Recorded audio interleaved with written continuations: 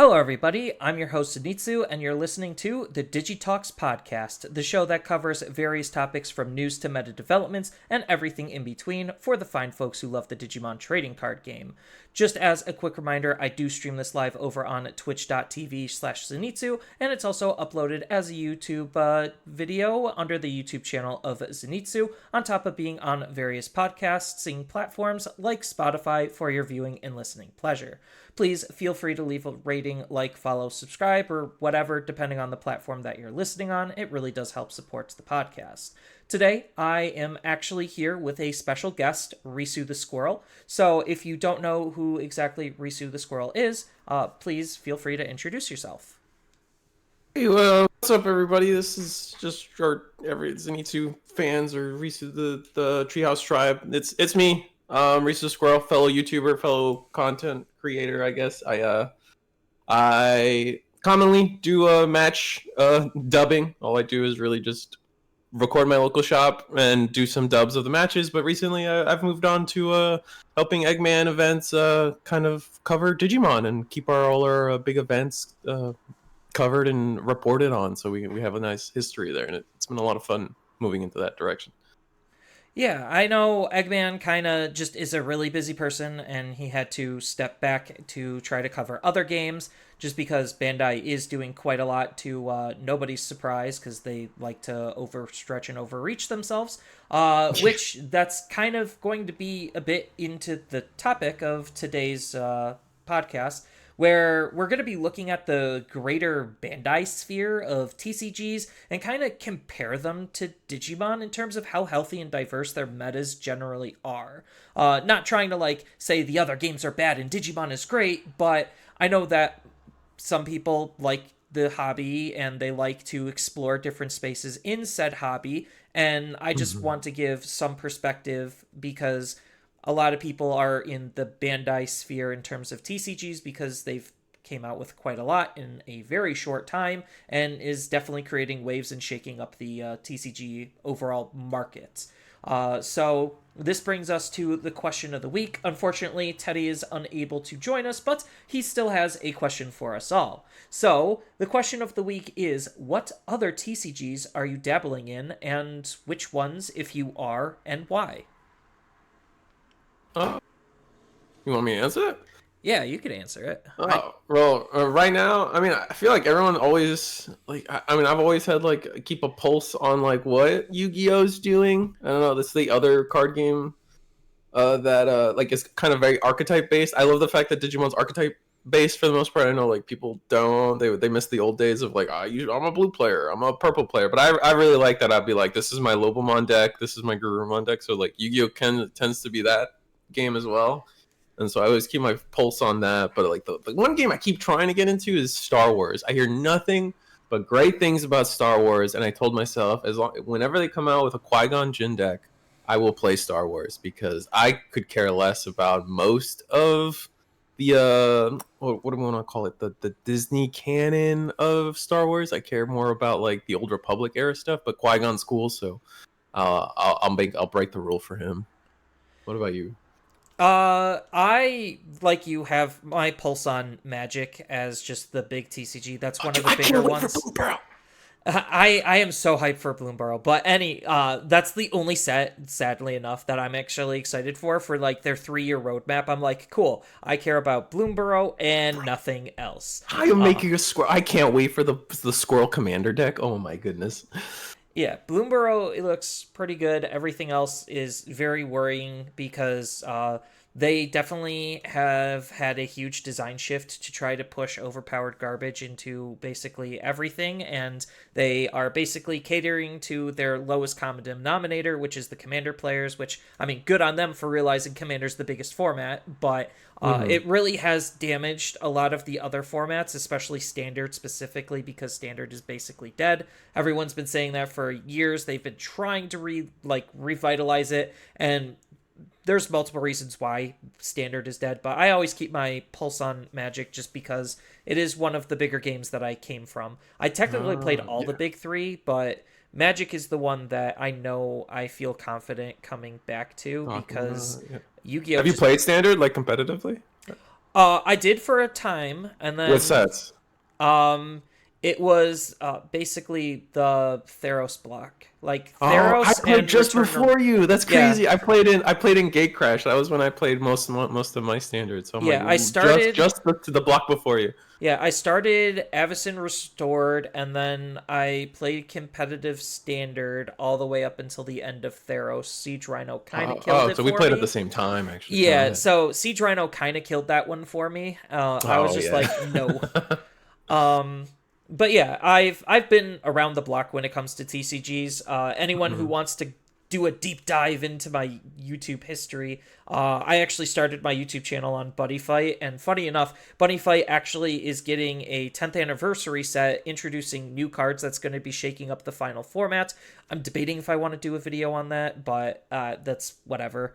Um, Oh, yeah. I remember Buddy Fight used to be that game that just like came out with like a lot of sets all the time. Like I could not keep track. It was that and Vanguard. Like those two games just felt like there was a new set like every month or 2 months. I'm exaggerating because I'm an outsider of that game, but uh, Buddy Fight just kind of disappeared, and Vanguard has just kind of always been there.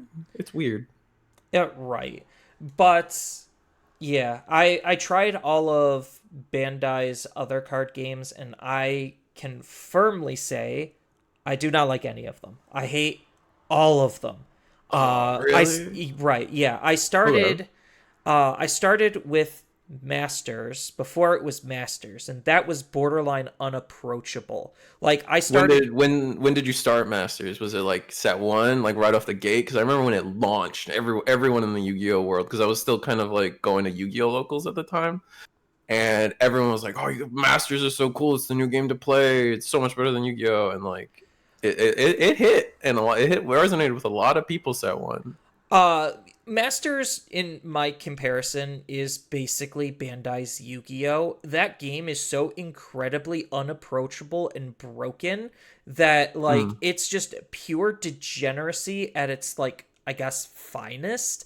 The game basically is just like, oh, yeah, I'm just hardcore value engine the first two turns, and then it becomes like whatever the meta kind of just becomes at after that.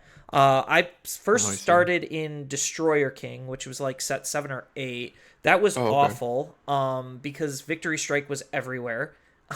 So I came in at the worst time. Like swap just What is ended. Victory Strike? Like, because there's a lot of parallels between what Dragon Ball Masters was and to what like the other games after became, right? A lot of the Yeah, life systems, double attack, like yeah. or A lot of the security possibles, double keywords. attack for them. Yeah. So like, what was Victory Strike? If you could like If relate it to you like hit Digimon. them once, you automatically win the game. Yes, Wait, what? yes. So they can have 5 life. If Mm-hmm. your card with Victory Strike touches their life, you automatically win the game. Right. Oh, right. But granted, in Masters, you also have like in Digimon, you just attack with a 0 or 1K rookie, and you do a check, right? In Masters, you actually have to hit a DP threshold, right? And then you have to your opponent, like you, the player, the defensively, you can essentially combo out of the attack, just like in One Piece and in Fusion World, right? So Yeah, it's more than just I swing and win, right? correct. You have to meet their leader's number, and then they have to try to combo out of it as their defense, or have like the equivalent of their option cards. I think they're I don't remember what they're called. Doesn't matter. They're I Mm-hmm. think battle. No, that's it. Battle cards. So you have like battle Ah. cards that are like their options that they can Mm-hmm. use with counter timing to be able to like do stuff. And the second time I tried Masters was like set 20, I think, right Mm-hmm. when That was recent. yeah, it was right when they started doing the V decks, or like the side deck thing that they have access to. Unison's was before that. Um Okay. yeah, God, I'm blanking on the name. I'm so bad because I just don't care about the game You don't anymore. need a. You don't. I don't Uh think you need. I don't think the name yeah, matters. What was like the but mechanic? yeah, Like they if you basically could. had like an extra deck that they can use, and when you combo with cards, it basically fills up that gauge to be able to pay for the cards in that extra deck. And Oh, that's interesting. Okay. yeah, it was a cool idea, except one thing I learned from playing Force of Will Hmm. and Yu-Gi-Oh! Extra decks are broken. Like, you giving them extra cards that they could play kind of just whenever, and like they just passively gain the resource for it, Hmm. they're insanely strong. But yeah, Oh, okay. um, Dragon I Ball always Master. wondered if Digimon would introduce a like a Yu-Gi-Oh gets it all the time. You Master Rule, we're on like what Master Rule 5 or 6 now. Like Lynx was I think Master Rule 4, and then we had one more since, right? So I always wondered if like Digimon was ever going to approach that day where it's like, well, we're just going to completely change how the battle phase works completely, or completely change and add a new card type or Well, they kind of personally did I've with always wanted Ace. side. The one thing Masters has a side deck, right? And not Mulligan. They have side decking, right? Um, Or no? No, because that game's also best of one, because games can last a long time for like borderline zero reason. Okay. Like, they cheat so much on their resource system, but it gets to the point where there's just so many like anti-attack floodgates where Hmm. it boards the board state can be just absolutely stalled depending on Hmm. how many floodgates you have, where it's just like, I'm going to make this swing. Cool, And you things can are more make that generic in that game too, right? yeah, so like Like you get a card, I think it's like Flying Nimbus, where it's just like, I'm gonna make a swing, and then it's just like, cool, mhm. I'm gonna Flying Nimbus. That's the only swing you're gonna make for the entire turn. Period. Have fun Oh trying to wow. kill And any me. deck can run that card essentially, right? Like they don't like in One Piece, for example, we haven't gotten to One Piece yet, but like the cards you can play are limited to the colors of your leader. In Masters and Fusion World it's the same thing. If you're a red Goku, you can only play red cards. But in Masters you actually it's a little different, right? You can as long as you have like it's like kind of like the magic system where as long as I have a blue card, a blue mana or whatever, we can pay for a blue card to play it, right? So essentially, this Nimbus card could be played in any deck as long as you have the color, right? Yeah, that is correct, and because of that, you get cards. One of the biggest like bans that I remember people complaining about was the loss of Champa. Like, literally, set one Champa. He was basically a card that when you comboed with him to try to deal Mm-hmm. damage, your card just gains double strike for like zero reason. And because he was a combo card, he was just a generic card that any deck can run. They didn't even have to use that as an energy, but because they could, that would also give them access to, okay, I'm running Champa, Champa's red, I'm a traditional blue deck, now I could easily slot in some red stuff in case I want to energy Champa.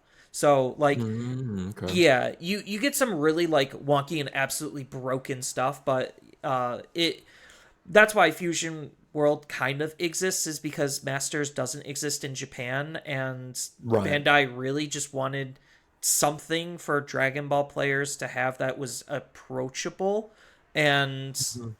it was kind of like a good idea and a bad idea, because Fusion World is definitely very, very divisive right now. If anyone's been following that, they are actually by set 2 in a tier 0 format. No joke. Oh yeah, Yeah, I Tournament of think. Power Goku is one of the dumbest things that I have ever seen them do. Like, literally. So there, as a card designer, because I come from a Hmm. design background, one of the big Hmm. philosophies that pisses me off, that sees Bandai like and a lot of other card games break in half, is do not cheat your resource system. Cards. Not in, and at least not in set two, and at least like I think the pro like I kind of agree. Like, don't cheat your. I like the general rule, right? Don't cheat your energy system. But it's like it's more to me more often than not. It's not even a case of like, oh, don't break this golden rule. It's more of like only this deck gets to do it. So obviously that deck is the busted one because like you can even compare it to Digimon, right? When Lord Nightmon hit the stage, right? Like no other deck was playing level fives just for attacking, right? Like that concept was insane at the time.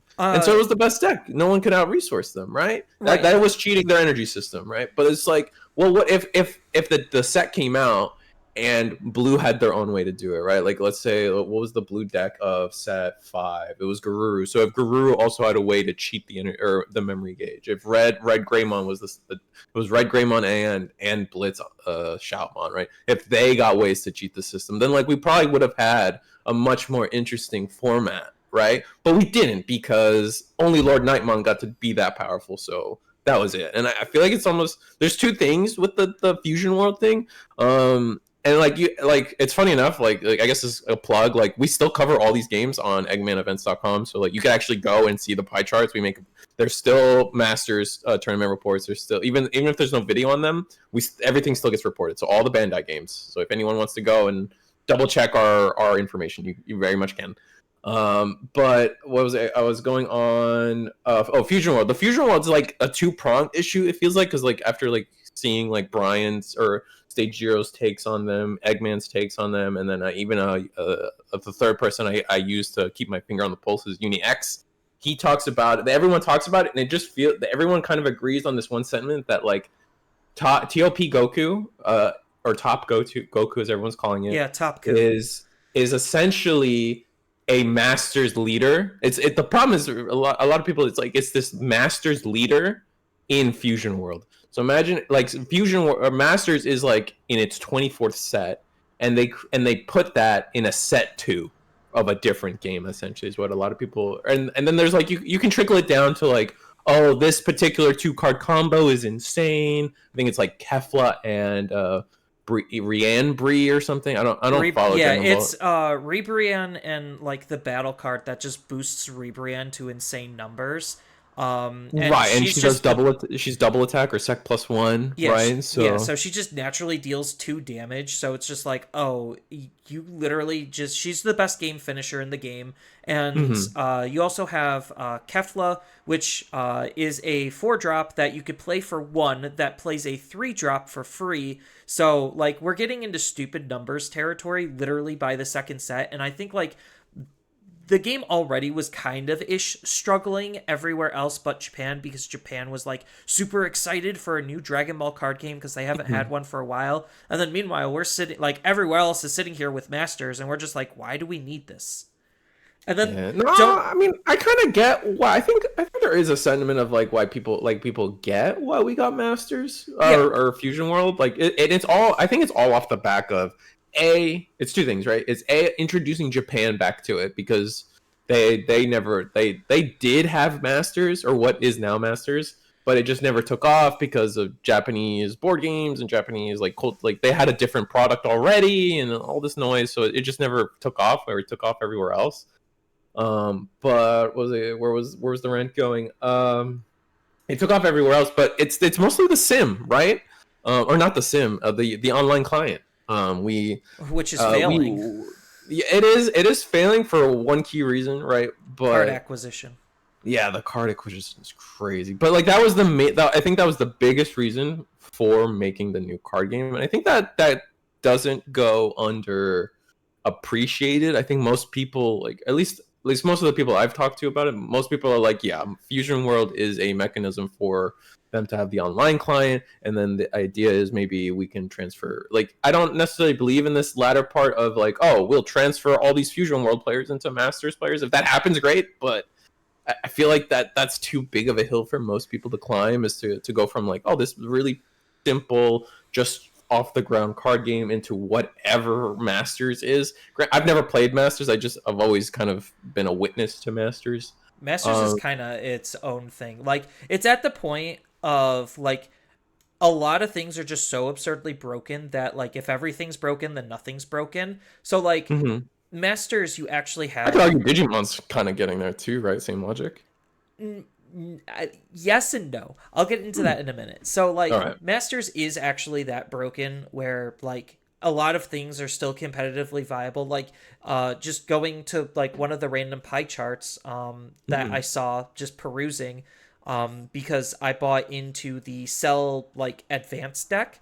And that advanced deck upgraded to modern standards with a lot of some of the newer tech that it got over the past couple of sets is still competitively viable. So it's just like, oh, the starter deck I bought like a year ago is still competitively viable with the right upgrades. That's kind of cool. And that's like, that's speaking to the strength, like the actual strength on how broken everything is, which creates wider formats because everything is broken. Right. And Digimon, we have wide formats, but that's because not everything is broken, but the power ceiling is even to a lot of decks. So, like, coming off of BT15, we had 33 different decks be able to top. 7 of them were only one ofs, but the fact that they still were able to top is actually kind of cool. So, even if you remove Absolutely. those 7, we still have like 20, like in our mid 20s, which is still a crazy number compared to a lot of the other games. Like, you look at going back to Fusion World, they have like I think maybe 7 different decks able to top, but looking at all of the pie charts, only 2 of them are only topping consistently, which is Beerus, which is discount top Top coup, coup. and then you have top coup. So like Yeah. everything else is just really not existent because of just how strong top coup is. And like yes, Right. because he is so strong, there might be a power vacuum where it's just like, okay, with him gone, what does the rest of the format look like, and what cards would they hit in order to bring that card back to balance? Because in One Piece, they've had multiple of this. Granted, it wasn't as early as set 2. Hmm. Usually, Bandai starts breaking their games in half at around set 3 or 4. Battle Spirits was an absolute mistake, and they just that I don't even know what happened there. They just completely dropped the ball on that one. But So, they broke theirs around set 3 as well. So it's like in set 3 for Digimon, we had Hidden Potential discovered as our first card touched. Um, yeah. and I don't even then think we had to suffer that for that long. I started in set 4, so I just missed I just missed like the green tyranny with hidden potential. Like I heard about it, but that was as far as I went. I went straight into yellow supremacy for a little bit when I started. yeah, So Japan had it, and we got it nerfed in literally within a week. So it's just like we had 1 week to play a full power green in BT3, which was Special Booster 1.5. mhm. But yeah, it just that card was just an actual mistake. But it's like that was just one small oopsies, and then we haven't had another small oopsie for a while, not until Ice Wall. So things were pretty good until Yeah. Ice Wall, literally. People can And I complain about. arguably ice like I don't know, maybe because I'm like a blue simp, but like well, this is two topics I want to get. I never even felt like ice wall because ice wall got hit at the same time as was it Ultimate Digimon Fusion, right? Or UDF? Yeah, Ultimate Yeah, Digimon Fusion. Mega Digimon And Fusion.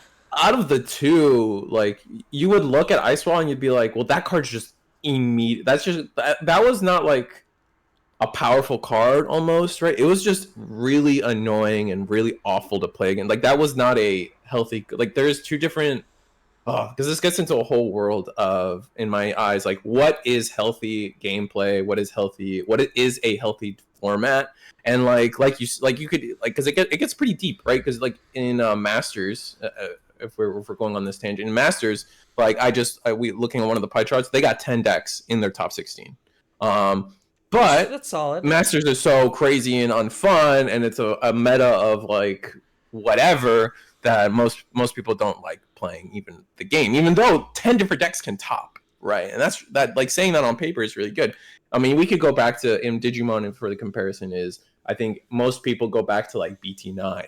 That BT9 had plenty of decks that were topping. I mean, Melga, Alpha, I think Blue Hybrid was still around, Imperial was still doing okay. What was the green one? Grand Kuwagamon, Red Yeah, High or not Red Hybrid? we were in I think the low 20s. Like people say that format wasn't that great, but like I have the numbers, like the combined numbers for the entire format from when Evgaman was posting that stuff all the way back from BT7, and Mm-hmm. BT9 was not that bad. I'm going to say it really was not that bad. We had like Right. around 18 or 20 different decks able to top. It was fine. Sure, some aspects of it weren't necessarily the greatest, but usually we've had a while this history of like one deck being about 33% of the meta, then the second best deck being about like 18 to 20% of the meta to check the number one deck and then gatekeep everything else, and then everything else kind of like struggled, but some stuff was Mm-hmm. still able to make it through the cracks. Right. No, but that's kind of what I'm getting at, right? What is a healthy meta, right? It like BT9 was a pretty diverse meta for the most part in terms of what could top, but it's not remembered fondly because most of those decks were all one note, one shot, uninteractive. It was not. It was a very uninteractive format. Most people remember it because it was just a bunch of OTK combo decks. I'm gonna swing with my War Greymon 5 checks, blitz you for game. Melga's gonna do that, but with 5 more unsuspends involved, things like that, right? Right. So is it what like you would already quantify as a healthy meta? It's got to be somewhat diverse. How many decks are able to top an event, and how many decks are reasonably able to top, and how many is too little, how many is too high? Because I think for a game to be competitive, I mean it's probably maybe a weird take, but like if like if there is such thing as too many good decks in terms of like looking at a game from a competitive mindset. If you have to if you have to take your one deck and prepare for 80 different decks, that is not a healthy player or competitive player world to like live in, right?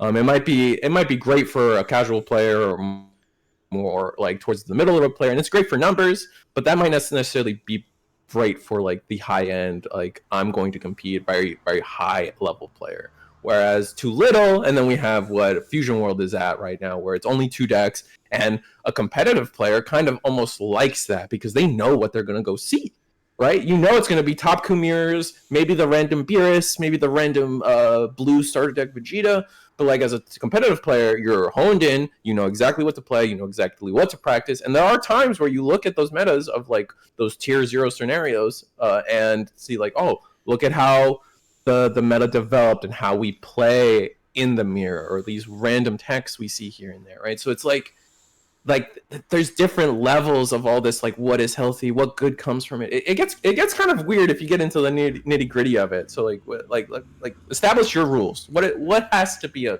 good meta? So, looking at all of the past Digimon data, I would say the format starts to get healthy when we have about 15 different decks able to have made it into top slots. Whether it's a consistent or a one of, doesn't matter. 15 is usually the starting number in which I say that is the start of a good format. And then Right. things kind of develop from there. Right now, for BT16, we are at that threshold, even though BT16 is mirroring the numbers of old in terms of how much the top deck is the top deck, how much the second Mm-hmm. top deck is the second top deck, and then everything else is kind of just fighting for scraps. Which is slightly unfortunate compared to BT15, where the top deck really was not in that big of a lead.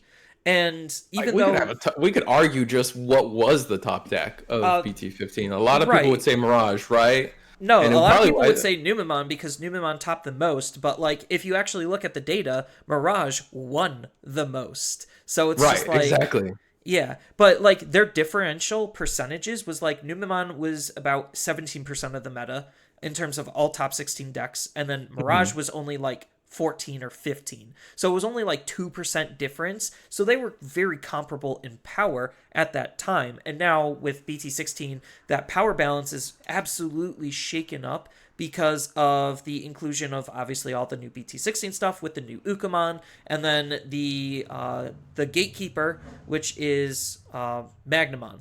Like that, between those two, that's Yes. really shaking up the format. And some people might like that because now they just have to know, can I beat Numemon and can I beat I think the biggest Magnamon? one is can I out do I have a plan for Magnum on X? And I think it's been a while for Digimon to have such like a gatekeep deck in a while. Like for a few formats now, I would argue since around BT12, there was in Digimon, it was more of like how strong your deck is, not necessarily like how do I beat X deck. It was more of can I win in a reasonable time frame? Can I reach my win condition within a acceptable amount of turns to win the game? And I always use I love using right now currently my benchmark for such power level is just the Beelzemon deck. Am I faster or as fast as Beelzemon? Do I have a clear win condition as Beelzemon? If yes, then I am a deck that can top this format. I am a deck that is I can reasonably get a top 16. I can get my invite potentially. Those that's been the standard since like BT12, and with the hiccup of Apoclymon Anubis, but even Anubis was just like it was just kind of setting a new speed bar. It wasn't necessarily gatekeeping, right? Because like I No, guess it's a whole it different. kind of it kind of was gatekeeping because it was setting the new speed bar. Um, Right. Okay. but yeah, like right now in Fusion World, nothing really can check Topku because of how fast and how strong and oppressive that card is. Right. And the fact that it's severely cheating on the resource system that no other color can do, except for green. But green is just too slow still, because Right, because that's when green. the Rebrian Kefla combo comes in. So it's like, all right, red and green are kind of close, but then we also red also gets this. So Right, that just because everyone for Fusion World was like all up in arms with Broly and Green, just because mhm. Broly ramped, and ramp is shockingly good sometimes in certain card games based on the initial design of it. Like that's why Magic, a lot of the competitive Magic decks will still have green in them just because green can ramp really good, and then Magic was just like, yeah, green also has pretty good card draw too. So now you have like a ramp card draw value engine that you're using, and then Mhm. your other color, your or like however many other colors you're going to be, those will be where the rest of the backbone is for the deck. So it's just really interesting to see like when the resource system is tampered with, where Mhm. things kind of go from there. And One Piece has a very interesting way with its resource system, on how Dawn works and how Purple works with Dawn, and Mhm. just a whole bunch of other different avenues. But like One Piece, just as an example, their format was kind of broken by set 3, with Whitebeard being like the new speed standard.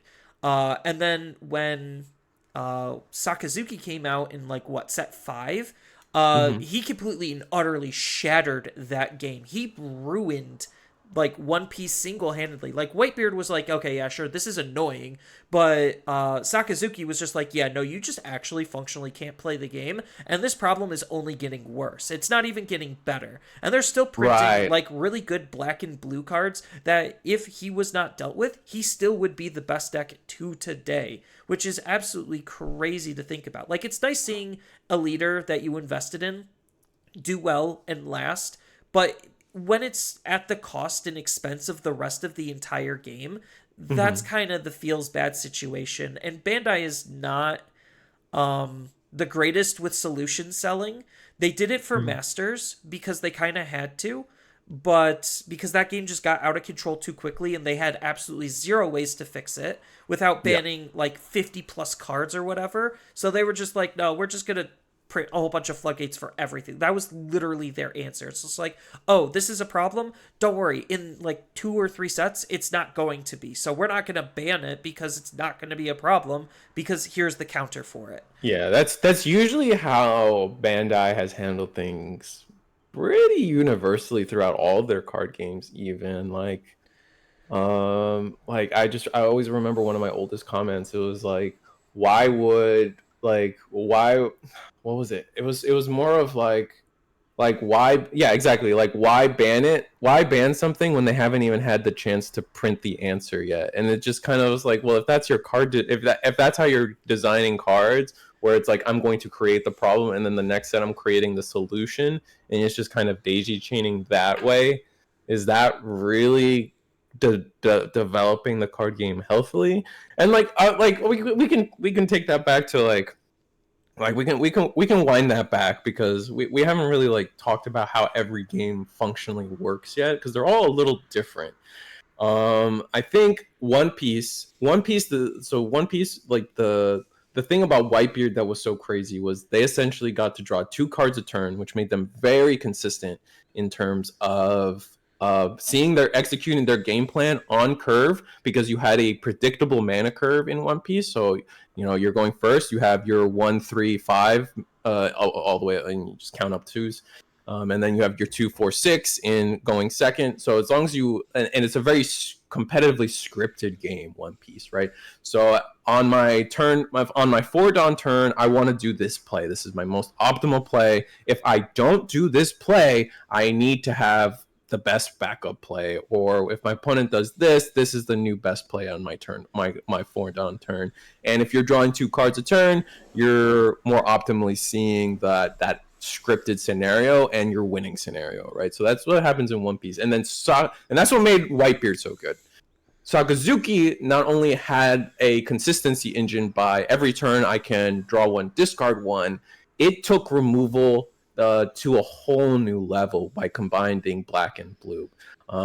It's hard to describe however, black and I don't know how much education we have to do, but black in One Piece, black's whole gimmick is you KO, delete character cards, Digimon or character cards on the board by reducing their play cost, and then playing an additional event card or character or another effect that removes the character based on play cost.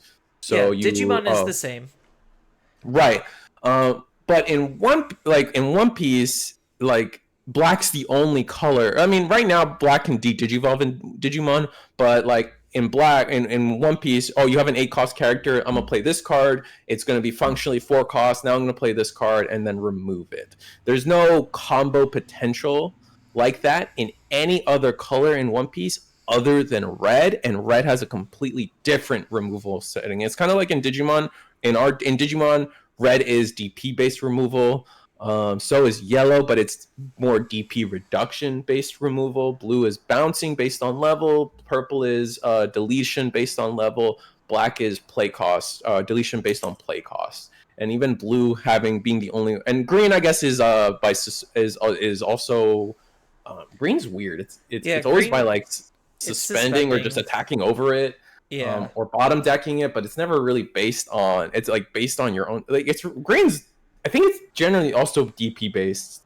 No, green's so weird in Digimon when it comes to removal. Green doesn't have a very consistent theme of removal. It's always I'm gonna suspend your guy, and then whatever I could do whatever you want or ever I want with the fact that your guy is suspended. I could bounce it to your hand, put it to the bottom of your deck, keep him suspended, attack over him. Like that's just. Get you to that suspended state is green's removal.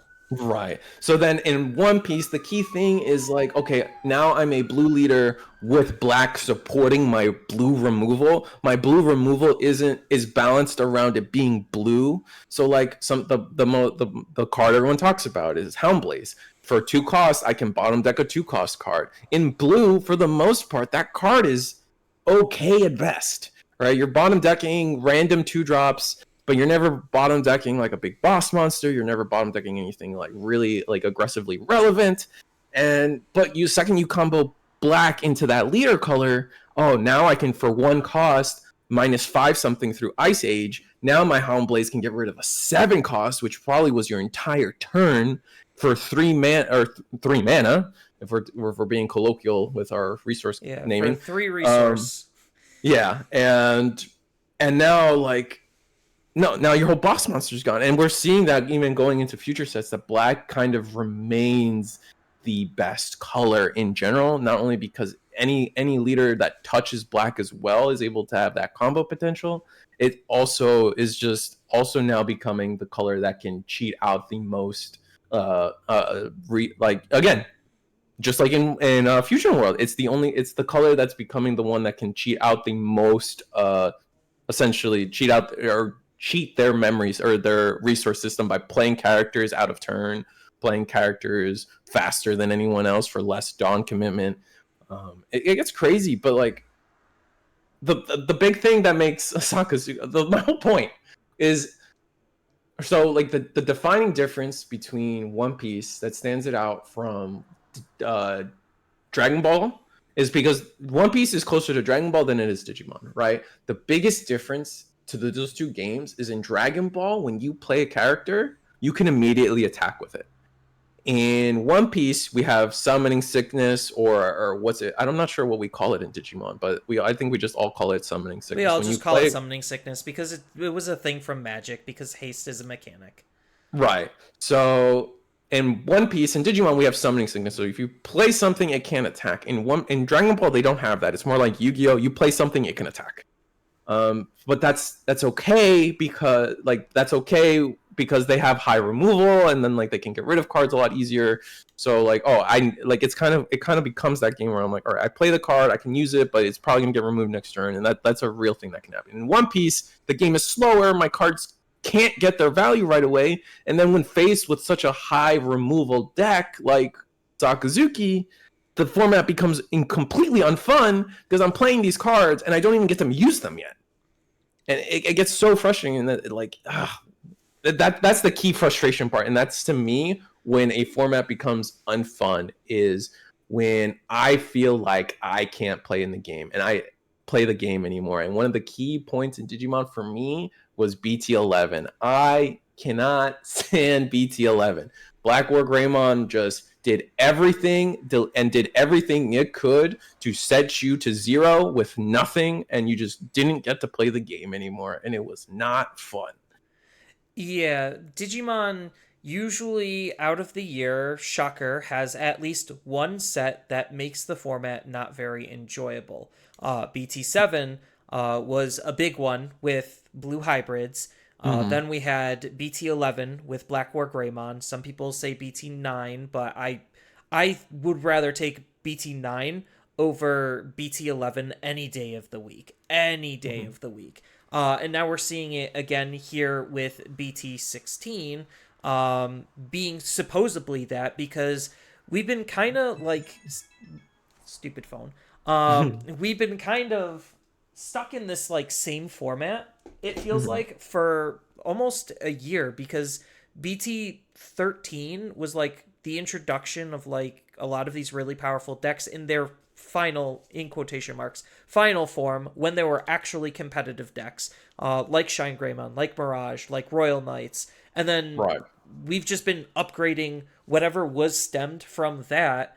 And because the power ceiling wasn't like dramatically through the roof from each of the progressing sets, that's how the format kept getting wider and wider until EX5 came with Anubis and then BT15 with Apocalypse. And for Japan, those broke the entire game in half because of just how much stronger and faster those decks were. But thankfully, we didn't exactly get to experience it that long.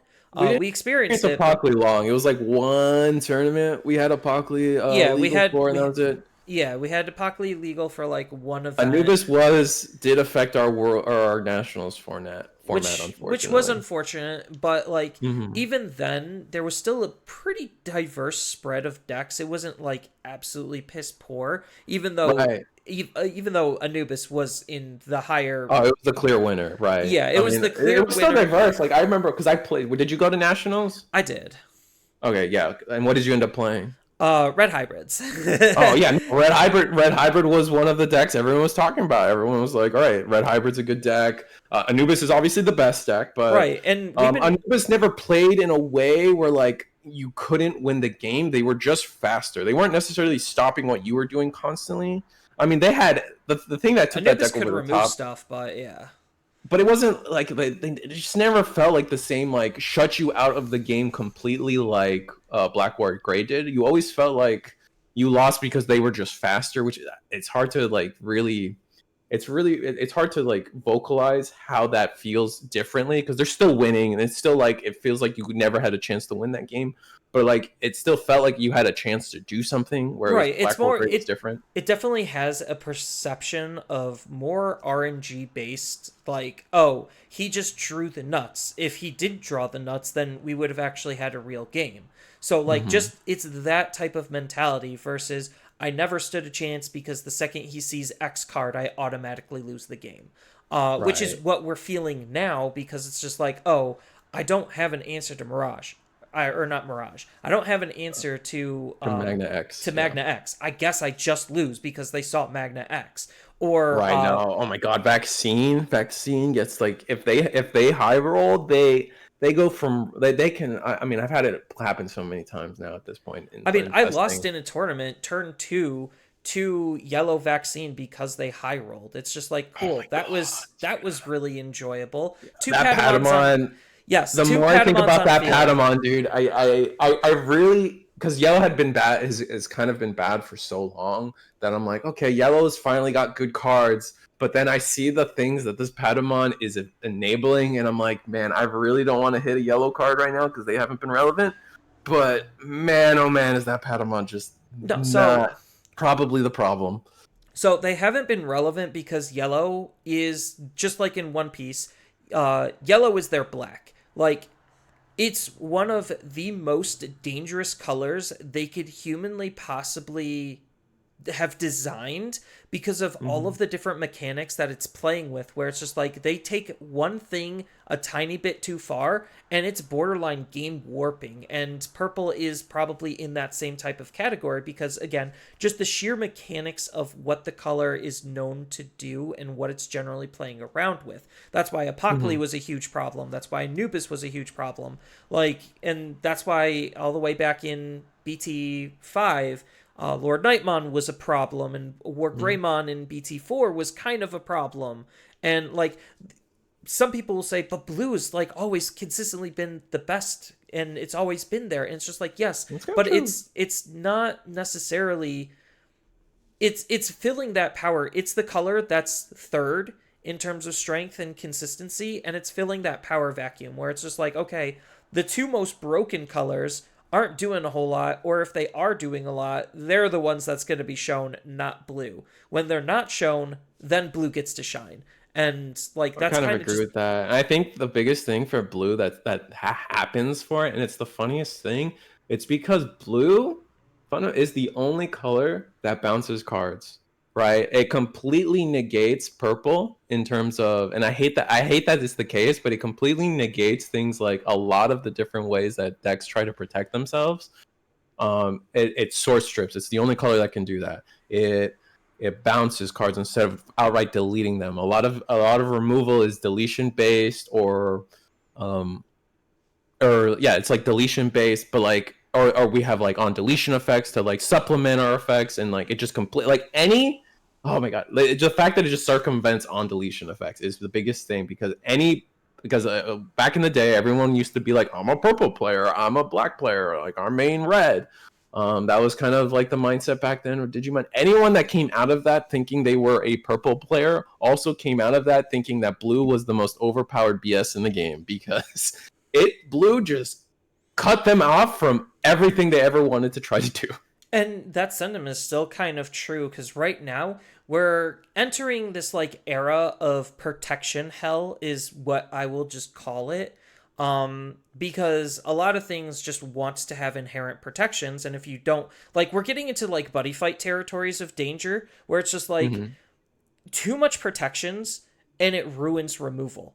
And then we stop focusing on removal because everything has Yeah. protection. So it's just like, why even bother trying to remove a threat that I can't deal with? And Magna X is basically right now Digimon's magnum opus of that idea, and Tyrant is sitting there backing it up. Where it's just like, yeah, removal just kind of isn't relevant unless it actually can do stuff, but chances are it's not actually going to do anything, which is the unfortunate Like part. I like Tyrant though. I think the biggest problem Tyrant is at least has weaknesses. He's yeah, more that's what I was gonna consistent. say. Like, I like this new wave of like, and it kind of started with it started. I think it started with Feng Longmon, right? Where Digimon are becoming immune to other Digimon effects, raising the value of option cards and option based removal. Because I think Digimon since its inception, Digimon has kind of had an issue making option. Like I say that knowing security control is real, but uh it has an issue making option cards relevant because Digimon as a card game relies so much on digivolving and seeing your line early and consistently that it's really hard to fit in a lot of the removal. It's hard, like most of the time most decks can only fit like two Gaia forces, right? They're like, I mean, that was like the state, you'd had like three Gaia forces and you were breaking back in the day, right? and that kind of mentality has stayed for a long time, unless you were something unique like a security control or like a what else? I think Mastamon also was like famous for running chaos degrades Hell size. flame health sides. Yeah, so Yeah, they they kind of were run able to higher. up the or Baelstar is the other one, Yeah, right? Beelstar. Yeah. So like Digimon's always had this issue of like making option cards worth it, option based removal worth it, but now like with things like Fanglong and like what Tyrant, like now these option based removal cards are becoming much more relevant, and I like that push, Well, especially. Hmm? the only problem with that is the fact that it's kind of soured with the resource engine that is training cards, eventually scramble cards, and memory boosts. Memory boosts Hmm. before weren't necessarily hardcore fighting for deck space. They were just like, yeah, memory boosts are just a thing. They're good. They're usable. Hmm. I liked their early usage of them.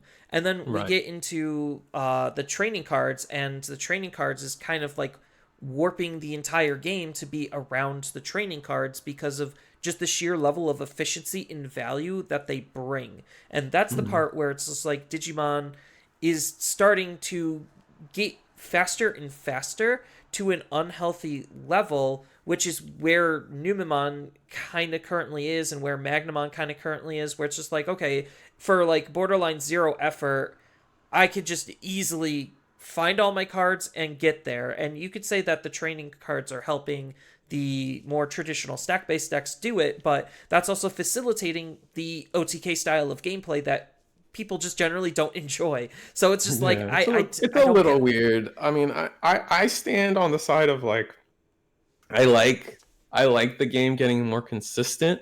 If we can bring down the power level and make the game more consistent, I'm all for it. So I kind of generally like the training cards and the memory boost. I wish there was like some more generic versions of those cards. Not like generic, but like for example, a hybrid deck can't run trainings. A hunters or a crossheart style deck can't run either card, No, but they right? There's no. generally have ways to be able to make up for it because Mhm. hybrids don't really use a whole lot of level 3s. So now they're just teching in Ukamon to be able to fulfill that Mhm. same type of a role, except now Ukamon being a Digimon also is adding extra aggression, and because you're getting an extra whole phase, like it's Mhm. not the crazy thing about Ukamon is the fact that it's just getting an extra phase. You are getting for free a full extra phase, which is absolutely insanely powerful because not no other card in the entire game is gaining you an extra phase. You could kind of say that Mimi and Yeah, I Willis was are gonna say doing Mimi. that, but they're technically the way That was they a are, requirement. they're Hmm. half phases and there's Right, requirements to them. So right. like So let me ask you this then. Ukamon, both of them, promo and 16, ban or no ban, limit or no limit. Where do you stand on that limit, argument? Because that's a big argument right now. Is limit, where are Ukamons? limit. I think like Both of them. yes. So Okay. I'm okay with certain cards being limited to one because like yeah, sure they seeing some of them like hidden potential discovered feels lucksacky and that feels awful. Oh, I think hidden potential should be So like banned personally. they really need to reevaluate how they ban and limit. I do not like the idea of semi-limit because like Digimon's No, already getting more absolutely not. consistent where semi-limit just isn't doing anything and certain cards we're already running two of anyway. And So it we really haven't just done it anyway. Why start now? Is my opinion. Like we correct. don't. I don't know if I want them to go absolutely crazy with choice limiting either. I think like that's just a more special niche like case use I of agree. I think they used it perfect. I don't know. no, they I did would. use it Okay, so perfectly. they did use it perfectly, but I almost argue like, what if we lived in a world where we choice restricted Anubismon and Minervamon? Like you can't play the two in the same deck. What world would we be living in instead? Like how strong is Anubis without all the shenanigans of Mervamon? I Still would have strong. argued Still strong. it's still strong, but would it be the ban worthy menace that it was? What if Yes. Apocalypse didn't have access to Magnadramon and like that? Because that's one of the biggest No, arguments for. Apocalypse was just very poorly designed because it Okay. the card desperately just needed to say I only work with Dark Master cards. Period. The fact that it Right. No, opened I up the agree with that. space to Mhm. any level 6 with an on play effect, and they're only printing more of them because of Ace Digimon, it only Mhm. made that card age even worse in the best ways possible, where it's just like, okay, this card's actually just fundamentally broken. So back to Ukomon. I argue that or the promo Ukomon should go to 1 if we're gonna touch it at all. It's ban or put to 1. I don't really care which. But the I'm fine with the BT16 one. I think getting an extra hatch and a little bit of a search for 1 isn't that game breaking. It might seem game breaking right now because Numemon it is one of the top 2-3 decks vying for the number 1 spot right now. We did have the NA event where it was half the top cut, which is not something we've seen in over. It's been a minute. I think it It's over, Beelzemon. yeah, over, I would say over a year. We haven't seen something that absolutely Beelzemon dominant. was the only time I can maybe Shine Gray made it that far. I don't Obviously, e- I'm ignoring Anubis and Apocalypse in Yeah, because we those. knew those were already We inherently knew they were getting stupid. hit. Even playing them, we knew they were getting hit. Yeah. But Shine might have done it once where they were 50%, but I wasn't covering as deeply as I do now. I think And Beelzemon was the Mirage. only one other deck that could contend in that way, and I don't even think they did. I think Mirage Um, did it once as well, but it's not a very common occurrence where oh, half of top Mirage might have 6 done it in the mono BT14. blue Yeah. formats, the weird Ultimate Cup rule sets we were having, where we did like what was it? We did the we what was it called when we like basically said everything No, before it was BT14? Oh, that was, oh god, I hate, that was What was like that their, called? I don't even remember, but it was incredibly stupid. That was like their worst. That was an Ultimate Cup, but that was like their worst idea ever. But that was just them I trying liked it. to, I'm just sad that it only happened once. well, I because thought it that was was, interesting. it was so negatively perceived that they just were like, okay, players just do not want that. Well, And the thing is, before even the first event, we knew it was going to be the only event. They immediately changed the rule set after announcing that tournament. So it was like, well, what are we like? We well, never even got a chance. the idea for that specifically was to try to push the sales of Resurgence Booster, which flopped insanely hard. That was, Yeah, but that is, oh man. Okay, so like we both come from Magic, in a way. I still think standard is the best way to do any card game. I think 2 of the 3 big 3 card games do a standard format for a reason, and it's. I mean, I know people do complain about Pokemon's power creep. People complain about Magic's power creep. I can only imagine where those 2 games would be if there wasn't a standard. And like back to your point earlier, well, that Magic's would be power creep is modern. coming from Commander and trying to support so many different formats in the first place.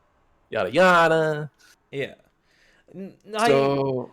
So Digimon already has a subtle rotation. I have a whole video on it. I dubbed it waterfall rotation, where they Mm. really just want the newest stuff to be the strongest stuff, and that's what you generally want to play. And then as sets come out, your deck falls in terms of strength, and then they kind of just want you to get the new hotness that's going to be at the very top of the waterfall. That's how Bandai Yeah. kind of operates. I don't think it's the greatest method, but it's just what they have been doing, and it's what they do Mhm. with all of their other card games too, because like unfortunately Bandai is just, because of this type of approach, we're always prone for something to be incredibly very bad in terms of the game feel. Like right now Mhm. Masters is feeling it with Topku basically being a tier 0 format. One Piece has faced it with Sakazuki and Whitebeard. And those have been the only 2 dominating decks for their respective formats that they were actually like powerful in. And now One Piece is going to be entering Red Purple Law territory, where now that's Right. basically the undisputed king. And Like, again, it's because of how strong removal can be in One Piece. I think removal is a very dangerous concept in One Piece. And again, it's because they can combo their removal. They can, and it's the pure base. It's what I was alluding to earlier was red is the only color in One Piece that removes things based on DP, but red is also the only color that can reduce a character's DP. So there, being able to combo this really good removal with changing something cheap, some cheap removal into a removal that can get rid of your entire turn, and generate value out of that or aggression by playing more cards. Red purple, I'm not sure what the future of One Piece is. I know my pulse is more of a spectator commentator world. I try to I stay competitive by seeing how the tournament scene is playing out versus what is coming in One Piece. And I try to live in the now when it comes to One Piece. So I haven't looked into the future too much, but I do know that Red Purple Law is the probably going forward going to be the best deck. But that also goes into like we haven't talked about like what is. I'll start, but like just like a quick take on every One Piece or every Bandai game, because we want to keep this a Bandai game a podcast. Like, so Masters never played it. Everyone talks about it. I hear the horror stories, but it's still supported. It's still played. They still have 100-person events here and there. But that's great for them. I never played it. Digimon, I love Digimon. I think Digimon, out of all the all was it four IPs, 5 card games. Digimon's the most fun. There's something about being able to just make my cool little boss monster, play Lobomon. That's all I played Digimon for, is to play Lobomon. Like, I don't even consider myself a blue player, even though this fact is changing, and it makes me so mad because Bandai sucks with legacy support in every game, and it's awful. But if Lobomon wasn't blue, it wouldn't matter. I'd just be playing Lobomon. I don't care that it's blue. It gets to be blue-yellow now. We'll get there if we get there. But it is still the most fun game, but it's not the most competitive game. There is a lot of RNG. There's a lot of non-games that still happen in One Piece. Security luck, blah, blah, blah. It's arguably not their most competitive game in terms of, like, the better player always wins, and that's kind of how I dictate on what is a competitive game. One Piece, I love One Piece. I think they have a big hill to climb right now in terms of how strong removal can feel in One Piece. So how do we create going forward decks that not only feel good against the breadth of removal that keeps getting like pushed into the game, while also like making leaders like when I play card games, I'm attached to the pictures. Right, I want to play Lobomon. I want to play Metal Garurumon. I want to play War Greymon. I don't actually want to play War Greymon, but you get my point. Yeah. So when I play One Piece, I want to play the Sanji leader deck. I want to play. Oh, I'm so sorry for you. Yeah, you get my point. So it's like I want to be the Zoro player or whatever, and it's like you just see your deck so quickly just get revolving doored out. It's not as fun. It's not as exciting to me. It's not as like I have a hard time being invested as a competitive player when like I know the cards I want to be playing I can't play. So then it becomes more of like, why am I playing this game? It's because of the mechanics. It's because One Piece to me right now is their most competitive card game, while also balancing like, a little bit more diversity than what Fusion World is doing. Fusion World, so One Piece is their most competitive card game. It's also their most successful, blah, blah, blah, for multiple reasons if we want to talk about it. But it's also the most consistent card game. It's the more, like, you have way less non-games because of just how the system works right now. And you also like have so many different choices, and you actually are able to interact defensively in One Piece more than any in Digimon, that it just all these little things make it the most competitive game in which the best player will win most of the time. It's still a little RNG, it's still a card game, we're still not playing chess, but it is the most competitive game in terms of if a player wins or not. Fusion World tries to play off of the fact, tries to push, it tries to exist in a space of I am Bandai's fourth card game at this point. I don't really count Battle Spirit, it's too far disconnected from what their current like design philosophy or a pattern, I should say. Fusion World being their fourth card game, you see the influence of One Piece, you see the originality of what Masters was, you see where they grew from Digimon as well, And I just, to be fair, I know they're in a tier zero format. I don't like judging games until, or card games until they're set 3 or 4. I feel like set 3 or 4 is really when you start seeing a card game come into its own, really start establishing these are the archetypes I'm having. These are what the colors are really doing. These are what we want to design and play in our design space as creators of a card game. Oh, you're Um, way and I, more and I generous than I am. oh, you say like what, set 2 or something? Oh no, I start judging a game on its merits for the design of it by set 5, which is around the year mark. Like, Oh, okay. So you're more generous than me. Yeah, yeah. Is that what you said? no, you're Yeah. more generous by wanting to judge it sooner than I am. Oh, okay. All right. No, fair. And honestly, I think set 3, I would argue saying it by set 3 is a little too early as well. That's just kind of like my catchphrase of like what I tell people. But like later is better. If you can, if a game, I guess I don't expect a game to last that long. Like I feel like if you wait too long, then you never get a chance to judge it, right? Because then the game's just over. But that could be Doomist or something. But and then Battle Spirits, I never played Battle Spirits. I never wanted to play with marbles, which is really, really unfortunate because everyone that I talked to that played Battle Spirits, it says it's the most rewarding card game. The most, they would like, I say One Piece is the most competitive because it's the one that isn't just kind of gone to the wayside. It's the most one everyone talks about. It's the one that everybody's playing. It's got the more events. It's got the more like higher prize pool, whatever you want to call it. Battle Spirits, everyone I talk to says it's the most rewarding card game. The better player almost always wins in Battle Spirits. So you, I could take back what I said earlier, but the problem is Battle Spirits is just no one cares. It just doesn't have enough of that casual heart to it. Of like, it's not enough of a game. For every time someone explains to me, it's always like the competitive side to it, and it's never like what makes it fun though.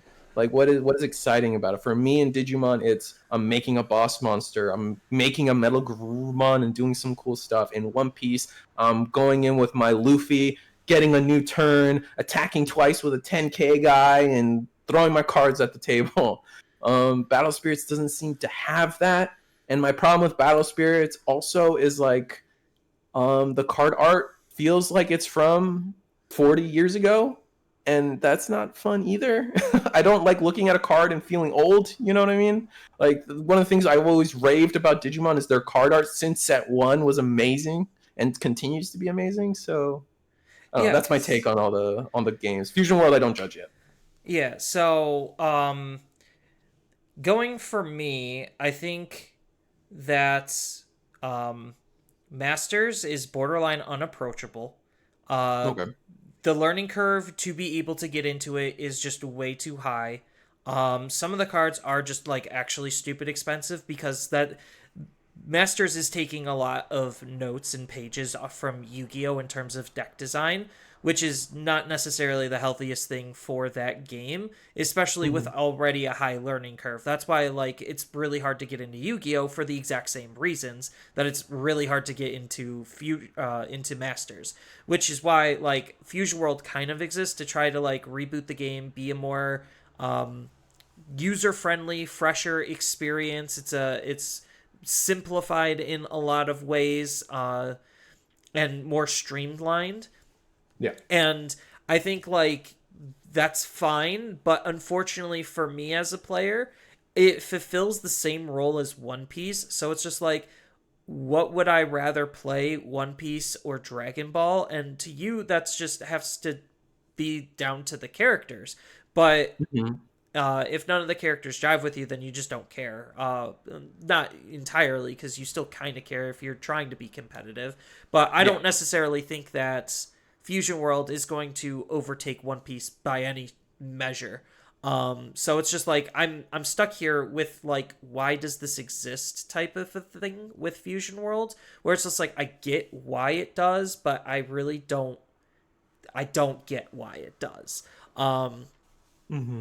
So, in terms of competitiveness, I probably would say that Fusion World is on a very similar level to One Piece because they share a lot of DNA with each other. Like, so much so that's why I say, like, why would I ever play Fusion World when I could just play One Piece if that's the more competitive, bigger game. That's especially getting more support. And I do think, like you said, One Piece is definitely their most competitive card game next to Battle Spirits. Battle Spirits was designed top, bottom, ground up, Hmm. 110% to be competitive, which is why from an onset, it's actually a little bit harder to get into.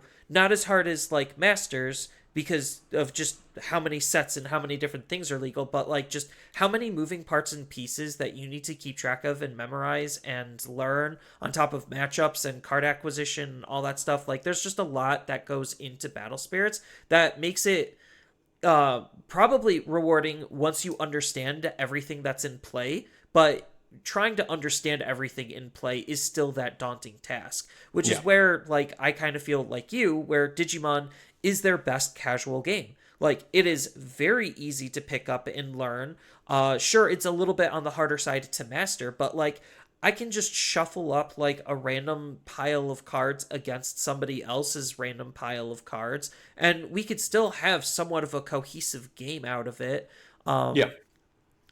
On all different power levels because they do have the funny meme decks and they do have the this was made and very clearly made to be a very strong deck. And then you get a lot of in between too, which is what's really cool because you get these diverse power fluctuations on the different cards. Like I was playing the new simulator and I was seeing a whole bunch of Shakamon decks and I was losing to some of them because like that might not be the most powerful version of a DNA deck, but it still functions fairly well because of all of the different moving parts and pieces that player has been able to craft and put together. Like Digimon to me has the most heart. And We just had a pretty significant event. I mean, it wasn't a Bandai official event, right? But it was an it was a South American event, which like they don't really get the same kind of tournament structure and or support that everywhere else gets. So hats off to them for ever getting anything off the ground ever. That's really cool. They had a Phoenix Mon top there, like 100 something person event. Like that's so sick. Like no one saw that coming. I don't yeah. think. I don't like. So I know we kind of been putting it off, but yes, there was a Digimon event. Phoenix Reborn had an open. It was 120 players, 7 rounds, with a cut to top 16. And Mhm. the top 16 archetype breakdown is as follows: you had 3 Mirage, 3 Imperial, 3 Yellow Vaccine, 2 Security Control, 2 Numemon, 1 Tyrant, 1 Magnamon X, and 1 Phoenixmon X, which that's a pretty decent spread. Right. I Not believe any. it was, what was it, 8 decks topping the top 16? One, two, three, four, five, six, seven, eight. Yeah, 8 decks. So that's a decent spread. I would say for an event that's pretty decent. Not one deck was like Well, hyper it's overly dominant. There was a good amount of mix between both gameplay styles and colors. Well, I guess less so on the colors, but more so gameplay styles. yeah, for sure. Because a lot of these decks are basically blue and yellow. A lot of them are blue and Yeah. yellow. Yeah. And then, as far as the top four, what ended up winning it was a Mirage. Second place was Numemon. Fourth was Imperial, or third was Imperial. Fourth was Tyrant. Fifth was Yellow Vaccine. Sixth was Security Control. Seventh was Magnamon. Eighth was Imperial. Ninth was Mirage. 10th was Mirage. 11th was Yellow Vaccine. 13th was Security Control. 14 was or no, that was 13. 13 was Yellow Vaccine. 14 was Phoenixmon. 15 was Numemon, and 16 was Imperial. So that's a pretty decent spread, and there was the top cut. So if you wanted to know what actually won Swiss, that was Imperial Dramon. Imperial Dramon won Swiss. Um, and Yellow Vaccine came in second in Swiss there. And then you had like the slew of Mirages just shortly after that. So like it was a fairly decent event. Thank you for Limitless for actually having really good data to Oh, for us to yes. I look love at. anytime there's a tournament on Limitless. I glee with joy, dude. It's Yeah. so good. But like you get fun pet decks like Phoenixmon, where somebody would look at this and is just like, how does it beat Magnamon? And the answer is it doesn't, but like it does and it doesn't at the same time. And like it's just a fun, unapologetically fun deck that can still do well and perform. So like Absolutely. it has a lot going on with it. If anyone's actually unfamiliar with how birds play, it's kind of like a purple deck but in red. That's the It's best really way. funny. It's That's so funny. yeah. So you get like some really good Biomon searching tools between the BT11 and the BT15, which help you set up. The Yokomon just adds to the overall consistency on being able to reuse your cards. Then you get Ukamon because Ukamon is stupid. It goes in everything. There's almost no reason not to run Ukamon, which is one of the reasons why I hate it. They're running more specifically the promo version just to try to gain extra memory because you do have to hard play some of your cards sometimes. And then you got the Hmm. Christie Yeah, BT13 a Biomon. lot of their big plays is off of, from my understanding, a lot of their big plays is off of that specific Biomon, the one that plays the Christie or is able to warp. Oh, no, yeah, it's able to bounce the Christie to warp into a Garudamon, and so and then the Christie on play plays the Biomon. So you're able to just kind of loop those two to get into your Garudamons and get some more effects, especially off of the back of the Garudamon Ace, and then Garudamon X anybody on top of that lets you do a lot. I believe that's like the main point of the deck. And then Saber Dramon's just sick. The fact that, I mean, it was a problem back when it was released with Yeah, just Anubis, and raid. Yeah, just raid and retaliation is just such a good combination for of effects because you get to swing it's so into their good. biggest Digimon and then because of retaliation delete it. It's like, oh, it's just efficient removal. Absolutely, it's so good. Yeah, and then your Garudamons will also play out a tamer, so it's just like, okay, I'm gonna play Get the Biomon, Christie back. bounce. Yeah. Yeah, I'm gonna play Biomon, bounce the Christie, evolve into Garudamon for basically free.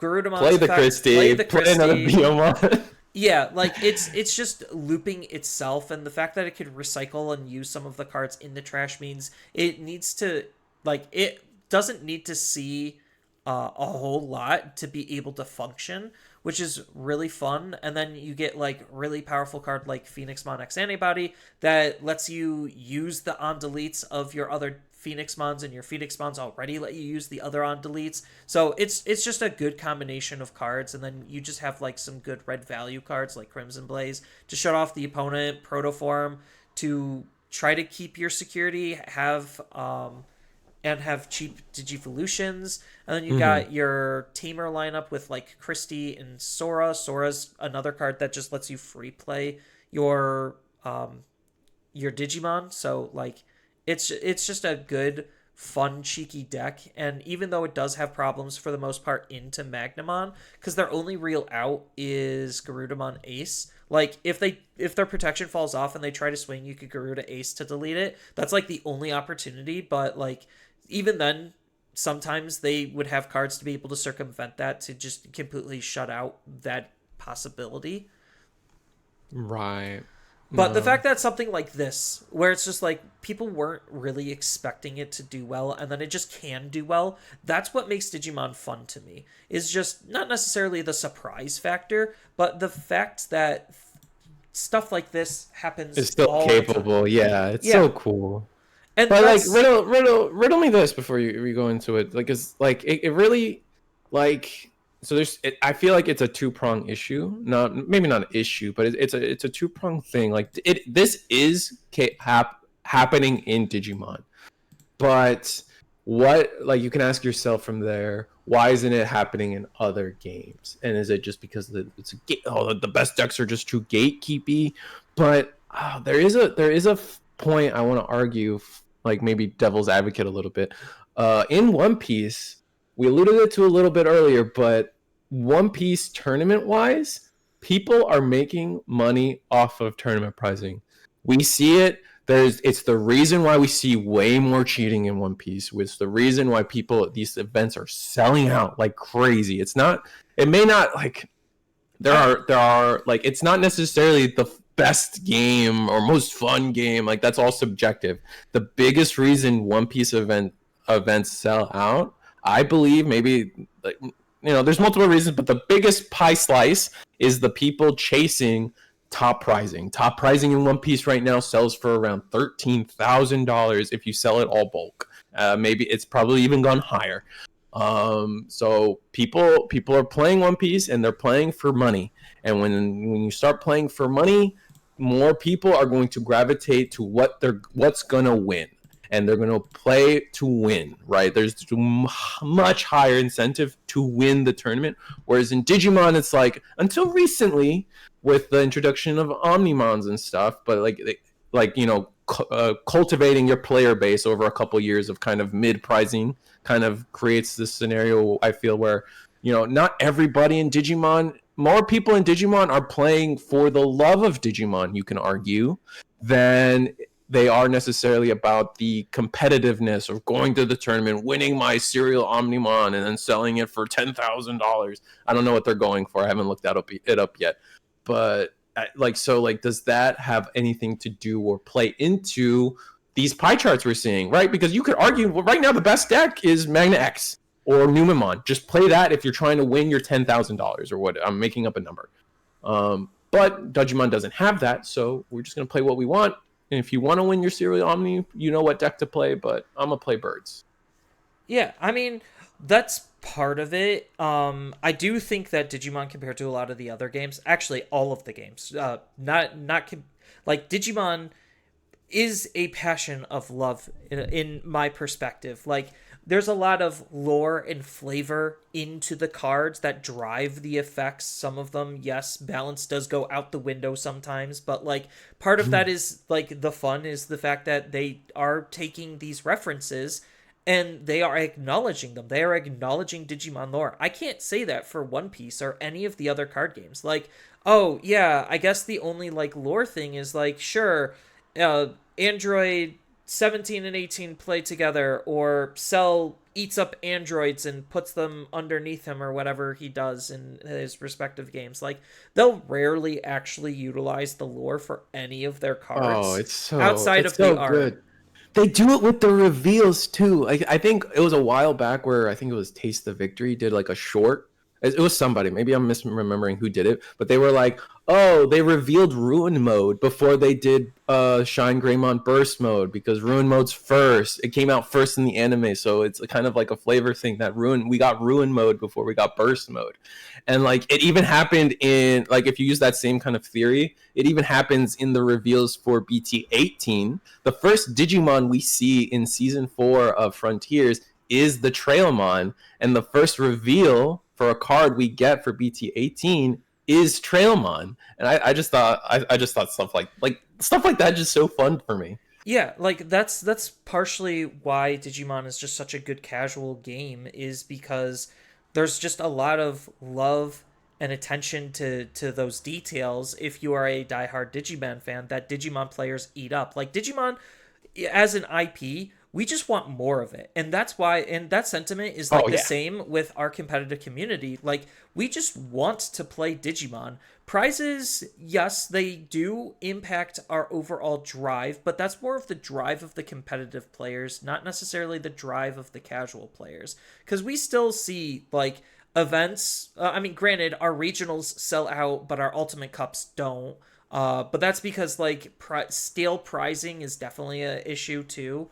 Like, there's a lot of, like, small issues with the overall competitive scene of Digimon, but like when it comes to the actual card game, I've never seen a card game behave like Digimon in terms of actual like references and lore and just attention to detail, even from like their art and every facet of the game is very IP focused. And like, you could look at the polar opposite of Battle Spirits, where that game was designed by Bandai to be their exclusive IP, which is why it's treated completely differently than every other game. That's why it has money prize supports, and that's why they threw so much money into advertising it and saying like, hey, you want to be a competitive player, here's $1 million you could win. Like, that's why they did that, is to try to bring those money hungry players to Battle Spirits. And then once they learned that Battle Spirits was either just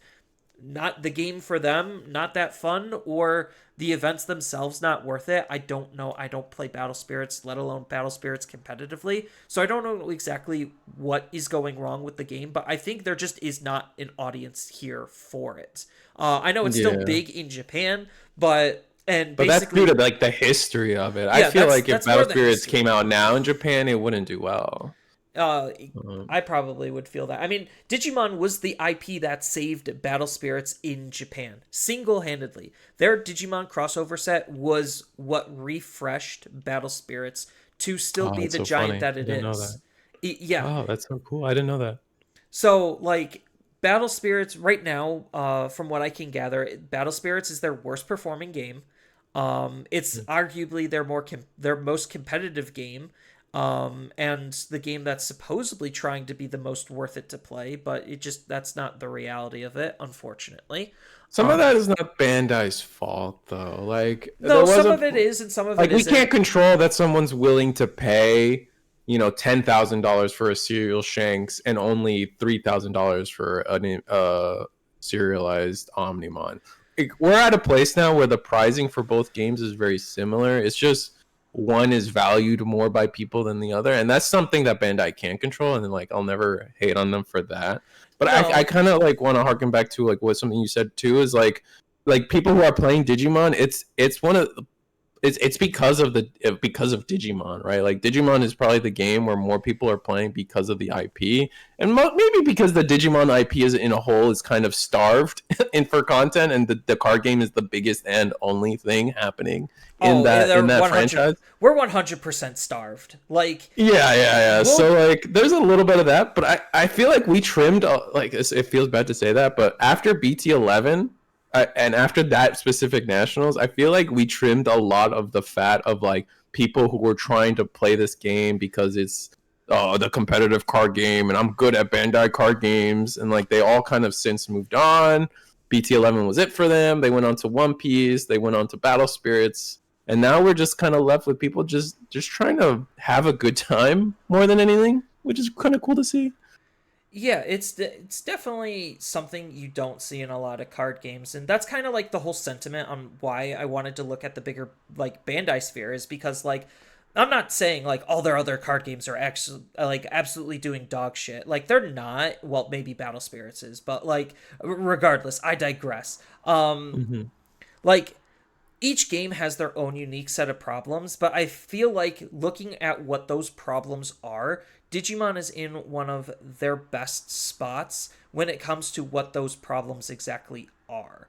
Oh yeah, no, I think I've talked to multiple people, like between Digipanda, Varney, Digiburst, yourself. Like I think Digimon's growing.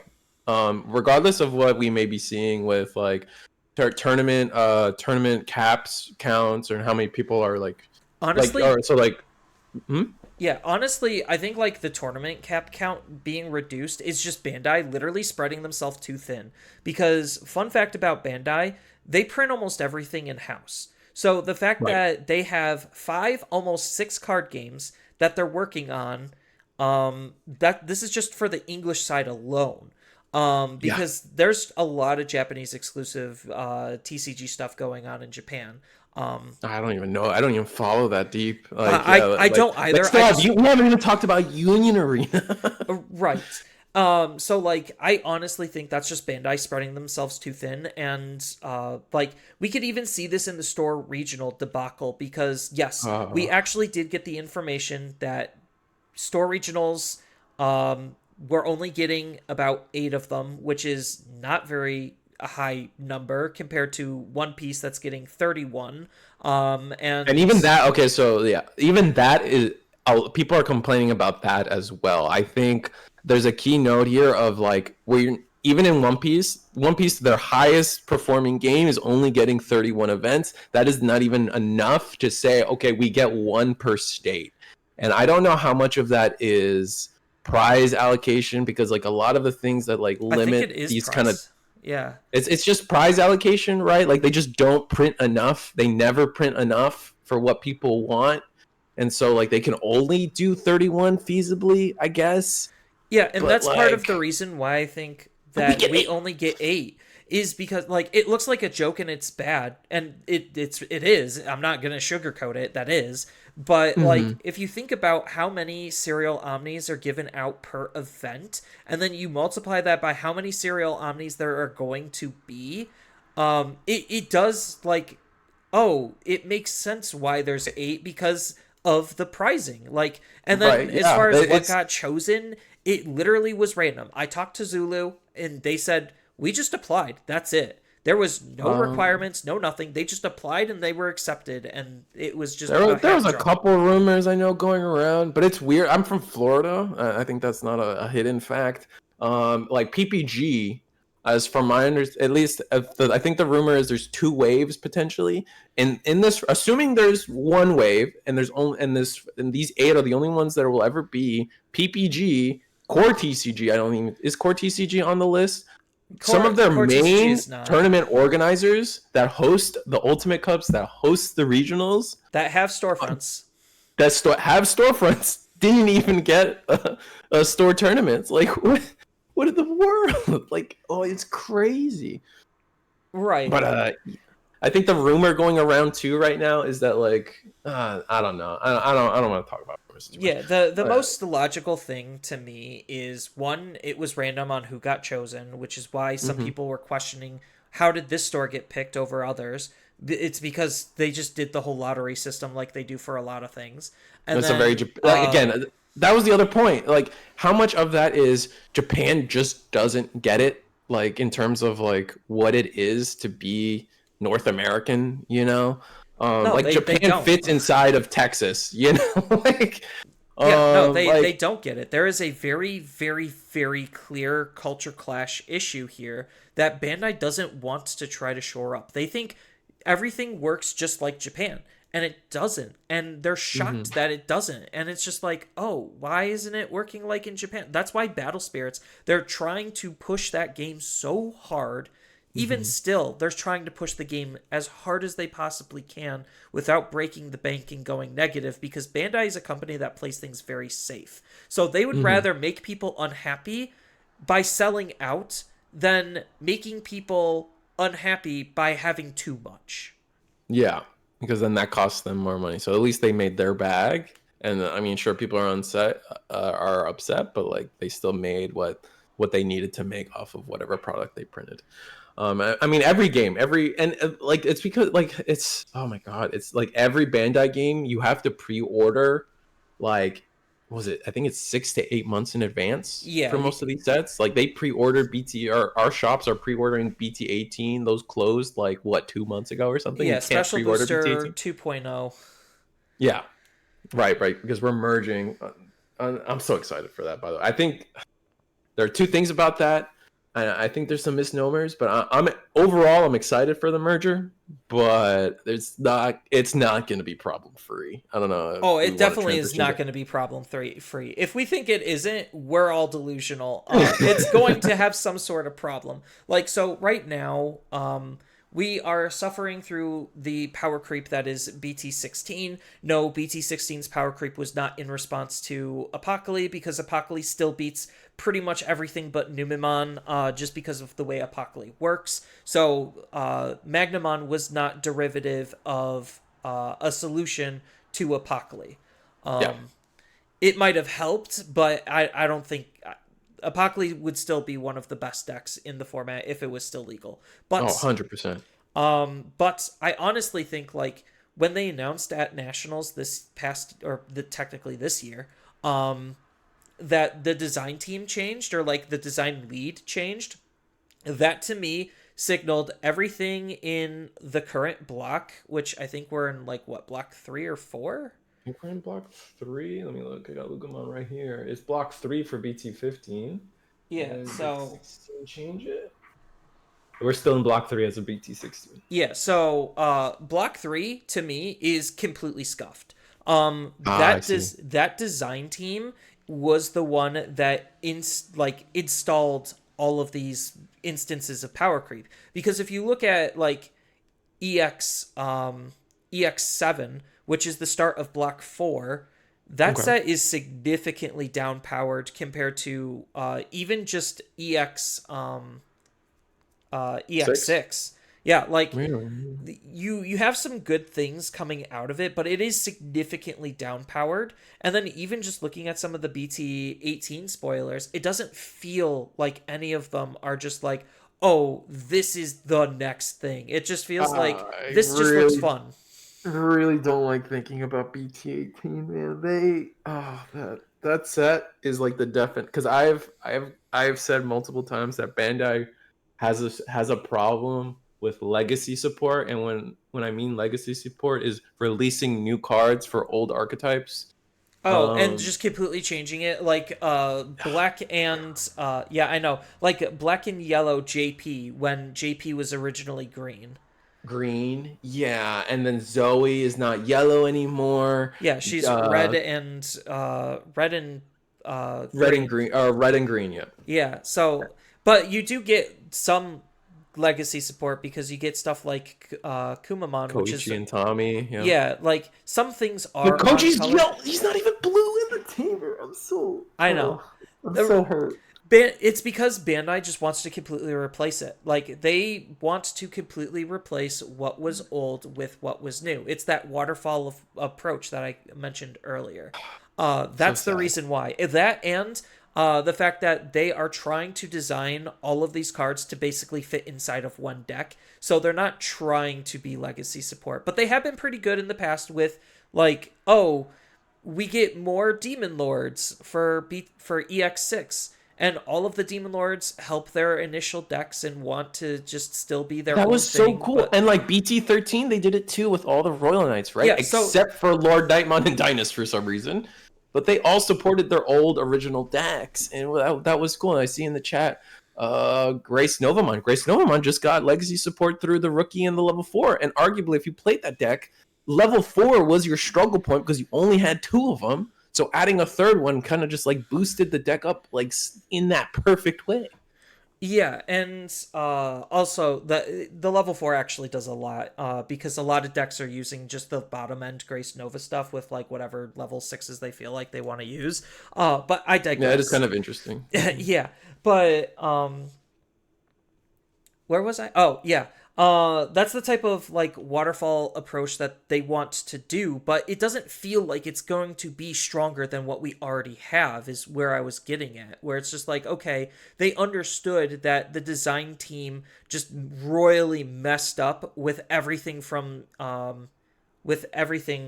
In Block block 3. 3. And Right. Block 4 feels like, especially with the coinciding of the Liberator, like the Liberator Right. story. They're That's really very trying to exciting. do like almost a soft reboot of the game. It's like not really a soft reboot, but it feels like a soft reboot. I see what you're saying. Like the cards, they read to me more grounded in general. Maybe we're cheating out some value here and there. There's some cool stuff happening. Like the Susanomon reads insane for a lot of people. But like I read all the like what the Cinderellamon or whatever. I actually don't know what it's the Cinderella Digimon. That should have been a squirrel. I was so excited when that level 4 got announced, and then it turned out to be a Cinderellamon, and I'm like, what the? I was hoping for a squirrel. Oh, but yeah, no, the whole set feels way more grounded. But like to go back to the merger, there's gonna be problems. Like the two main problems that come to mind, or actually, there's three main problems that the merger I think is gonna bring. The Pull first rates, one, pull rates. That's the first one that's on my oh my mind. god, yes, that is absolutely the first problem. We saw it with BT15. I mean, DigiPen has a great video on like the pull rates of like 3 cases or whatever insanity he did that set.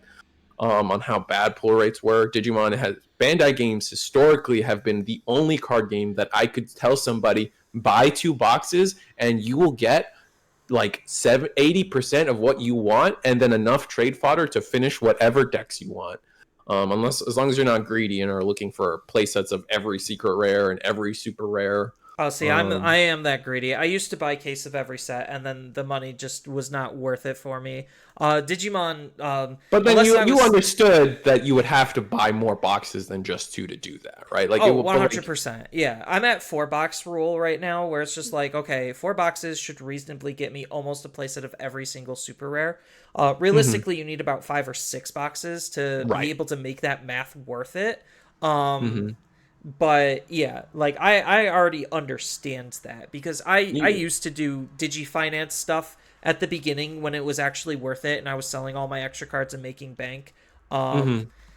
and that carried over from when I was selling Magic, and that carried over from when I was selling Force of Will and Buddy Fight. Like I've always tried to do that stuff, and then Digimon just wasn't really worth it after like BT5. It stopped being Oh extra yeah, I think profitable. BT4 was the first set like where like things were printed correctly, or at least like to appropriate degree. No, So prices. BT5 was the first set because BT4 we had the extra super rare and the boxes were mapped.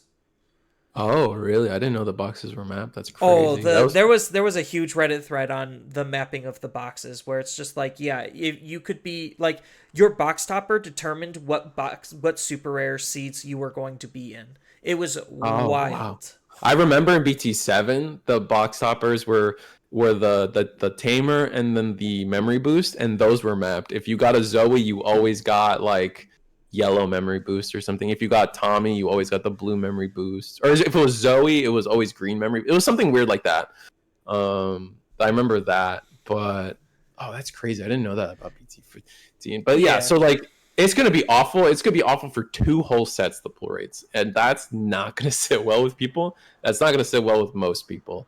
I And mean, then they're the trying to second, do it more tactfully this time at least. I hope so. And then like who knows what's gonna happen with LM, where they're gonna try to shove that. But that goes into my second problem that we're not gonna see right away. It's something we're gonna see moving forward past BT20 when we get there, and it's the distribution of promotional cards. Oftentimes in Digimon, for us in the English release, we will get the promos that Japan has had, like think the trainings, think Saber Dramon, think Raremon. We usually get those. One of the key ways they distribute that to us is through box toppers, and that's usually because like we get the set we get the set so much later that they can fit them in. They have that time to put it into the process or whatever the distribution or creation function or factories, whatever. Yeah. We won't be able to do that anymore.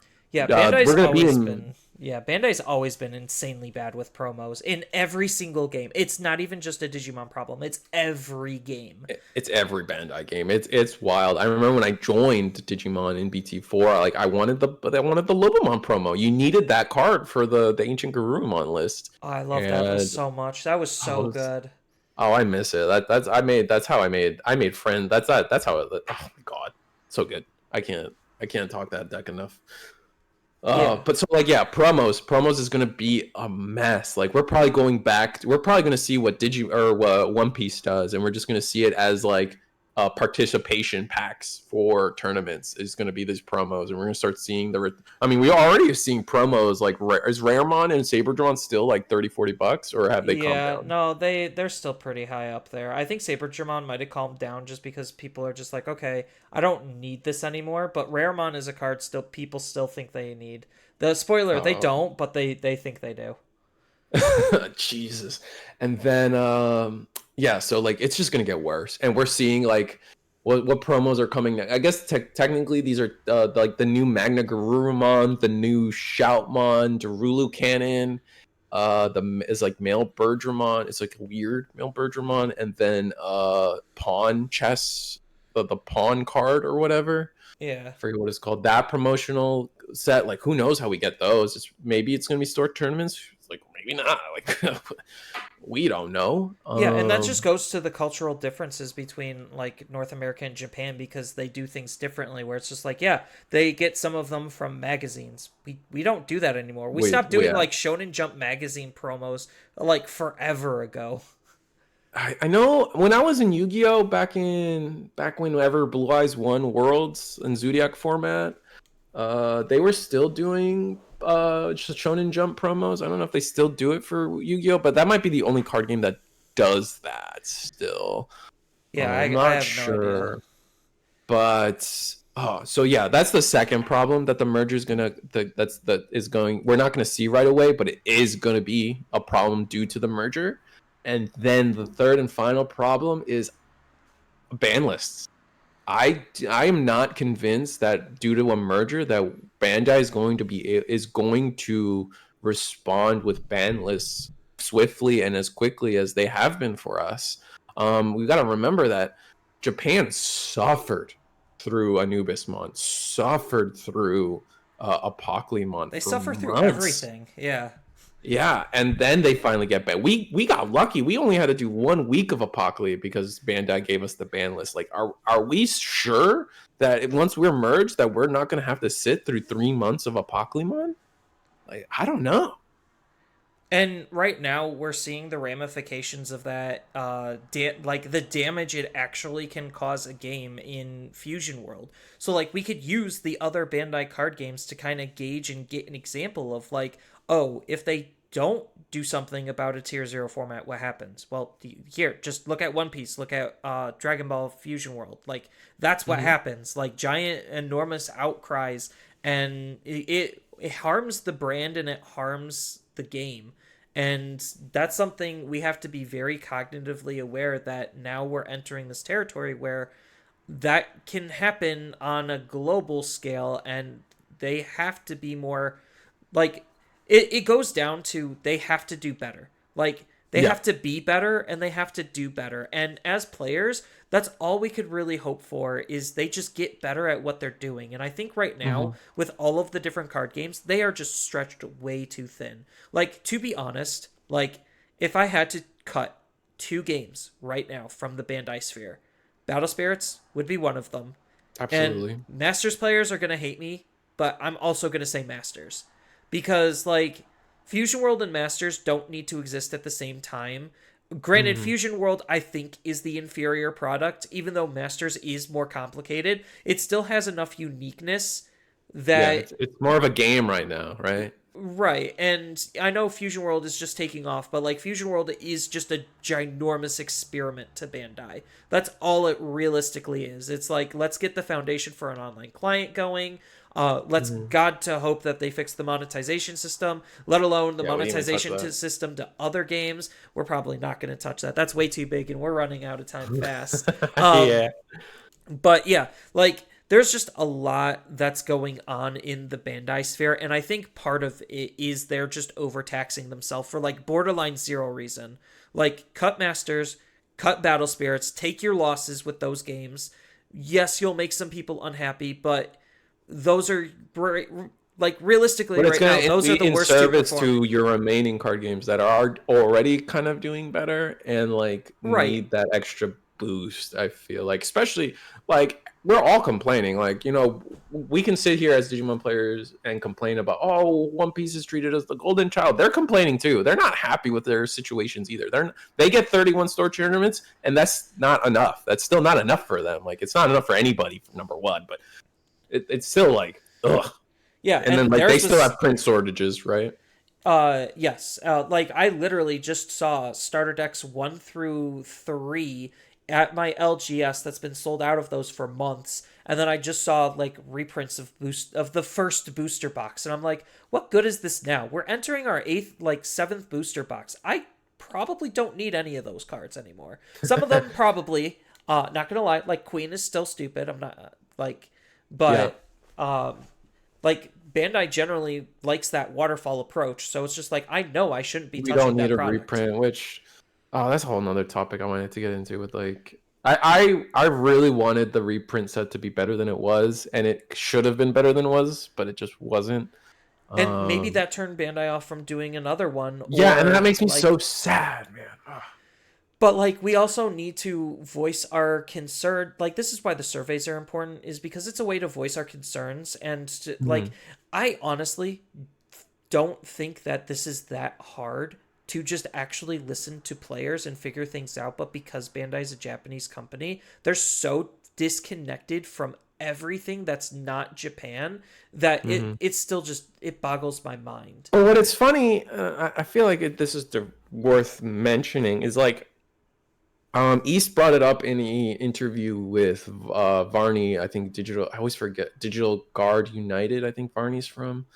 Yeah, it's Digital Guard United. They had an interview with East, who's the predominantly like Japanese in the Japanese meta, lives there, blah blah blah, and then it's just kind of been our English outlet for a lot of this information. And he says that he's kind of quoted saying that like Japanese players feel like English players are getting everything they want. Right? We got the Apocalypse ban list right away when they've really wanted it, blah blah blah. Like That's bec- they kind of have a notion of like uh Bandai's catering to English, which is interesting. I definitely think that's a very interesting perspective, but like I also think that like Bandai can see the numbers. They know that Digimon is more successful not in Japan than in Japan. So Mm-hmm. like they're just, this just comes down to Bandai's just really slow to react, and they need to be faster. They need to be more open and honest with their communication. Mm-hmm. And like I think they still have a very rock solid product, even with a lot of the Oh issues yes, with Digimon. Like we've had that's lows, but it's still fun. It's still fun. like our worst is nowhere near as bad as some of the other card games on the market. Like even outside of the Bandai sphere, like our worst is still not the worst. Yeah, Which is what makes agreed. me want to stay in Digimon, is even though like yes there's a lot of small nitpicky problems, but like the game as a whole is still one of the best on the market, and the market still is very telling that this is still one of the best games there is. Yeah, And you tried to get BT16 product? Like it's sold out everywhere, man. Like you can find it at Target, I guess, but like well store like that's locals don't have it. it's funny. I walked into my old locals and I bought an adventure box from there, and they're just like, so why is everyone asking for BT16? And it's just like, well, did you order any BT16? No. Well, there you go. That's your answer. People uh, want it, you didn't buy it. Shame on you. yeah, that's a little sad to hear, and I think that's like that's a sentiment going like, oh, that's just Well, that's weird. it's because like this is where brand The eight damaging month thing, comes right? into play, where it's just like Yeah, RB1 absolutely flopped. Very and that poorly. was 8 months ago, right? More or Yes. less. So that was the time where they were just like looking at it, where it's just like, oh, this flopped. I guess I'm going to start reducing my allocations just to play it a little bit more on the safer side. And now we're feeling Mhm. the ramifications of what happens when a set does severely bad, on top of ban announcements way too early, even though, yes, it fixed the metagame for the most part. It still hurt Oh, the absolutely. brand as a whole, because now they're just like, why am I buying the set when you're already banning cards from it? This doesn't look good. Um, Mm. so like it was a good move for the game going forward, and hopefully the next couple of sets aren't going to be super rough, because these are going to be the more powerful and impactful sets for a while. At least based on like what we've seen so far, these definitely like block 3 definitely feels like it's a huge power spike, and not in the good way. Right. Right. But I think we've been going for a minute, and I don't have a bedtime, but I do want to talk about this before we kind of have to foreshore it off because people will kill us if we don't talk about it. Union and Arena. We haven't spoken about Union and Arena at all. Yeah, so we'll What's your touch take on, on it? yeah, we'll touch on Union Arena and then call it a Okay. wraps. Just because like Union Arena is technically not out yet. We have some demo decks, and I honestly don't know how it's gonna do. I don't know if it's gonna have enough impact to steal the Weiss players, because that's currently the only untapped market that what that's the reason why Weiss is actually Bushiroad's best-selling card game, is because of the anime-ness. I hate the Hmm. laziness with the art. I understand they're under like Oh, because it's contract. all anime clips. It's all anime screenshots. I hate it. Weiss does it It's too. pretty bad. I Yeah. understand Original why. One did it too. It was not great in the beginning. Yeah, so I understand it's a licensing agreement between Hmm. the license holder and the card game, um, on what they're allowed to use, because I have experienced this firsthand with I Spy Productions. They made Force of Will. They had a Ghost in the Shell set, and it was ugly as sin. and they were forced under the what the contract was for them to use the IP to use those specific images, like to use the images that they provided, which were all screenshots. And that's like part of the reason why, but it doesn't stop me from hating it. Oh, absolutely. It's awful to look at. I haven't really played Union Arena myself. I know the demo decks are out there and people are playing it. I just think there is some interesting talking points when it comes to Union Arena because it is their mindset with Union Arena is completely different. And I guess it speaks to like what you're saying. It's like you're targeting the Weiss Schwartz players because to me, in my mind, like nobody plays Weiss Schwartz. Like I've only seen people buy product, collect the cards, but no one actually ever plays Weiss Schwartz. Hey, Whereas hey, hey! My friend will tell you otherwise because one of my friends, Mark, he sometimes comes on the podcast. That's one of his main games is Weiss. oh, okay. I mean, I'm happy to hear it. Like I went to a random like Yu-Gi-Oh regional here in Florida, and right next door there was another game I've never even heard of. It's like something cross or Y something. I was Cross, like, yeah. No. and that like that's a game I didn't even heard of, and I'm like, wow, they have a whole like little event here. That's so cool. So there's a lot of little games that like out there that like are still being played and have like little events that like I never even hear of. But Yeah, like Grand I just Archive and other Bandai's stuff. approach to Union Arena feels like it's just like it's gonna be the casual game for casuals. Like I look at first I was like, why would I play this game if like every set is its own little pocket? Like you can't play a bleach deck with a was it a bleach deck with a hunter deck and a set will only be a bleach set. So if you're not invested in bleach, there is no point for you to buy that set. But on the flip side, if I build, a Yu Yu Hakusho deck, I That's can all just you keep need, that yeah. as my pet deck and play with other Union Arena people. And then whenever, a Yu Yu Hakusho set comes out to support me, I can update my deck and just still kind of just have my pet little Union Arena deck with me at all times. Yeah, That kind of has its value too. it's definitely a Bushy mentality because Bushy's the one who basically like dominated that type of card game design. And Okay. because that's how Vanguard used to work, where it's just like that's why there was so many sets, is because Oh, the they would nations. Yep. yep, they would support all of the different nations. And the same thing happened in Buddy Fight, where it's just like, okay, this set only supports these select worlds. And that's exactly what happens with Weiss Shorts, where it's just like, yeah, this is just the anime. You build the deck out of it, and then that's it. Like, it was so funny. One time I was listening to, when I was actually in the Bushy Sphere, I was listening to one of the dudes who won Worlds, and he won with the Attack on Titan deck, and he's just like, I didn't have to change my deck for the past 3 years, and this is the third time I'm winning Worlds. And I'm just like, yeah, I stopped, and I was just like, my jaw dropped hearing that. I was just like, excuse Crazy. me? But yeah, so Is like, that like a power creep thing though? Is like the Attack on Titan set that good, or like what? apparently it was that good. Obviously now, like a couple of years later, things are obviously different. But yeah, he literally ran the almost the exact same deck, teched whatever few minor tech cards he needed to for the meta, and he kept winning worlds with the exact same deck. That's And crazy. that might happen with Union Arena. That might not. I don't know We because don't know. Yeah, I Union don't follow Arena. Union Arena at all from the Japanese side of things. No, and they're going to be treating that game really differently compared to others because that is so heavy IP based on different licensing.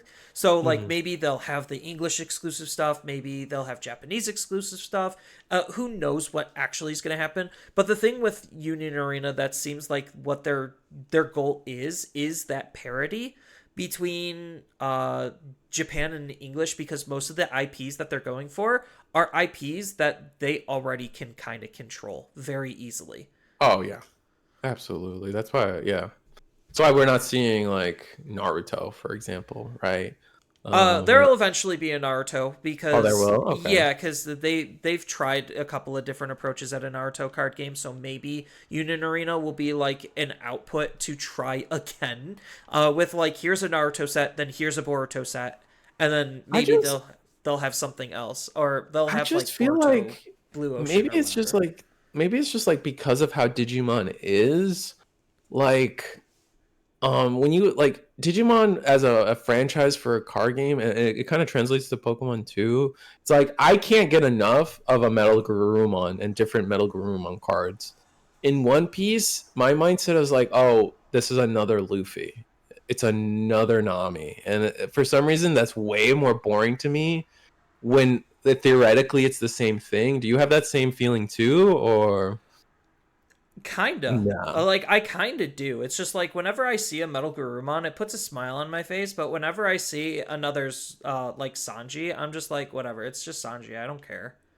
Yeah, that's so weird to me. It's like But I why? guess that's because that there's more that's been done with the One Piece IP and IPs like that than there is with Digimon. So when I see Metal Gurumon in a brand new art that I have not seen before, that gets me excited. Versus, oh, this is similar to the cover of One Piece Odyssey. Just stuff like that. It's like with the Uda stuff. It's just like, oh, these are just screenshots from One Piece Film Red.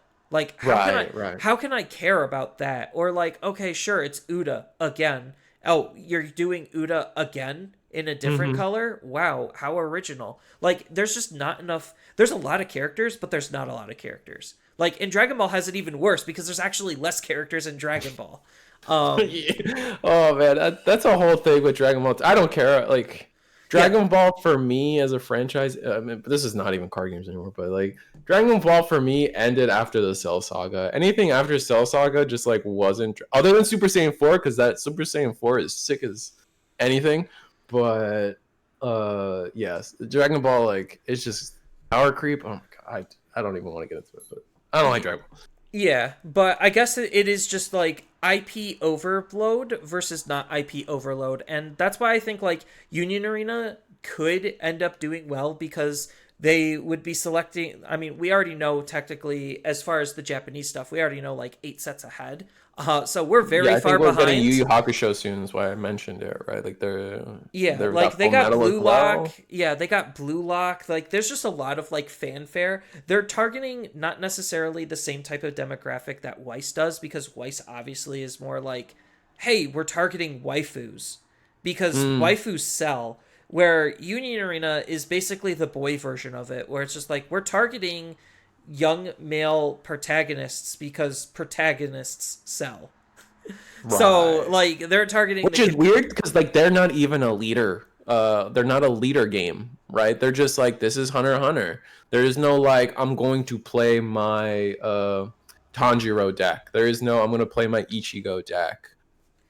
It's all like just shove Ichigo with Byakuya and Renji and like in all in one Yeah, deck, and then it's just the that's bleach deck.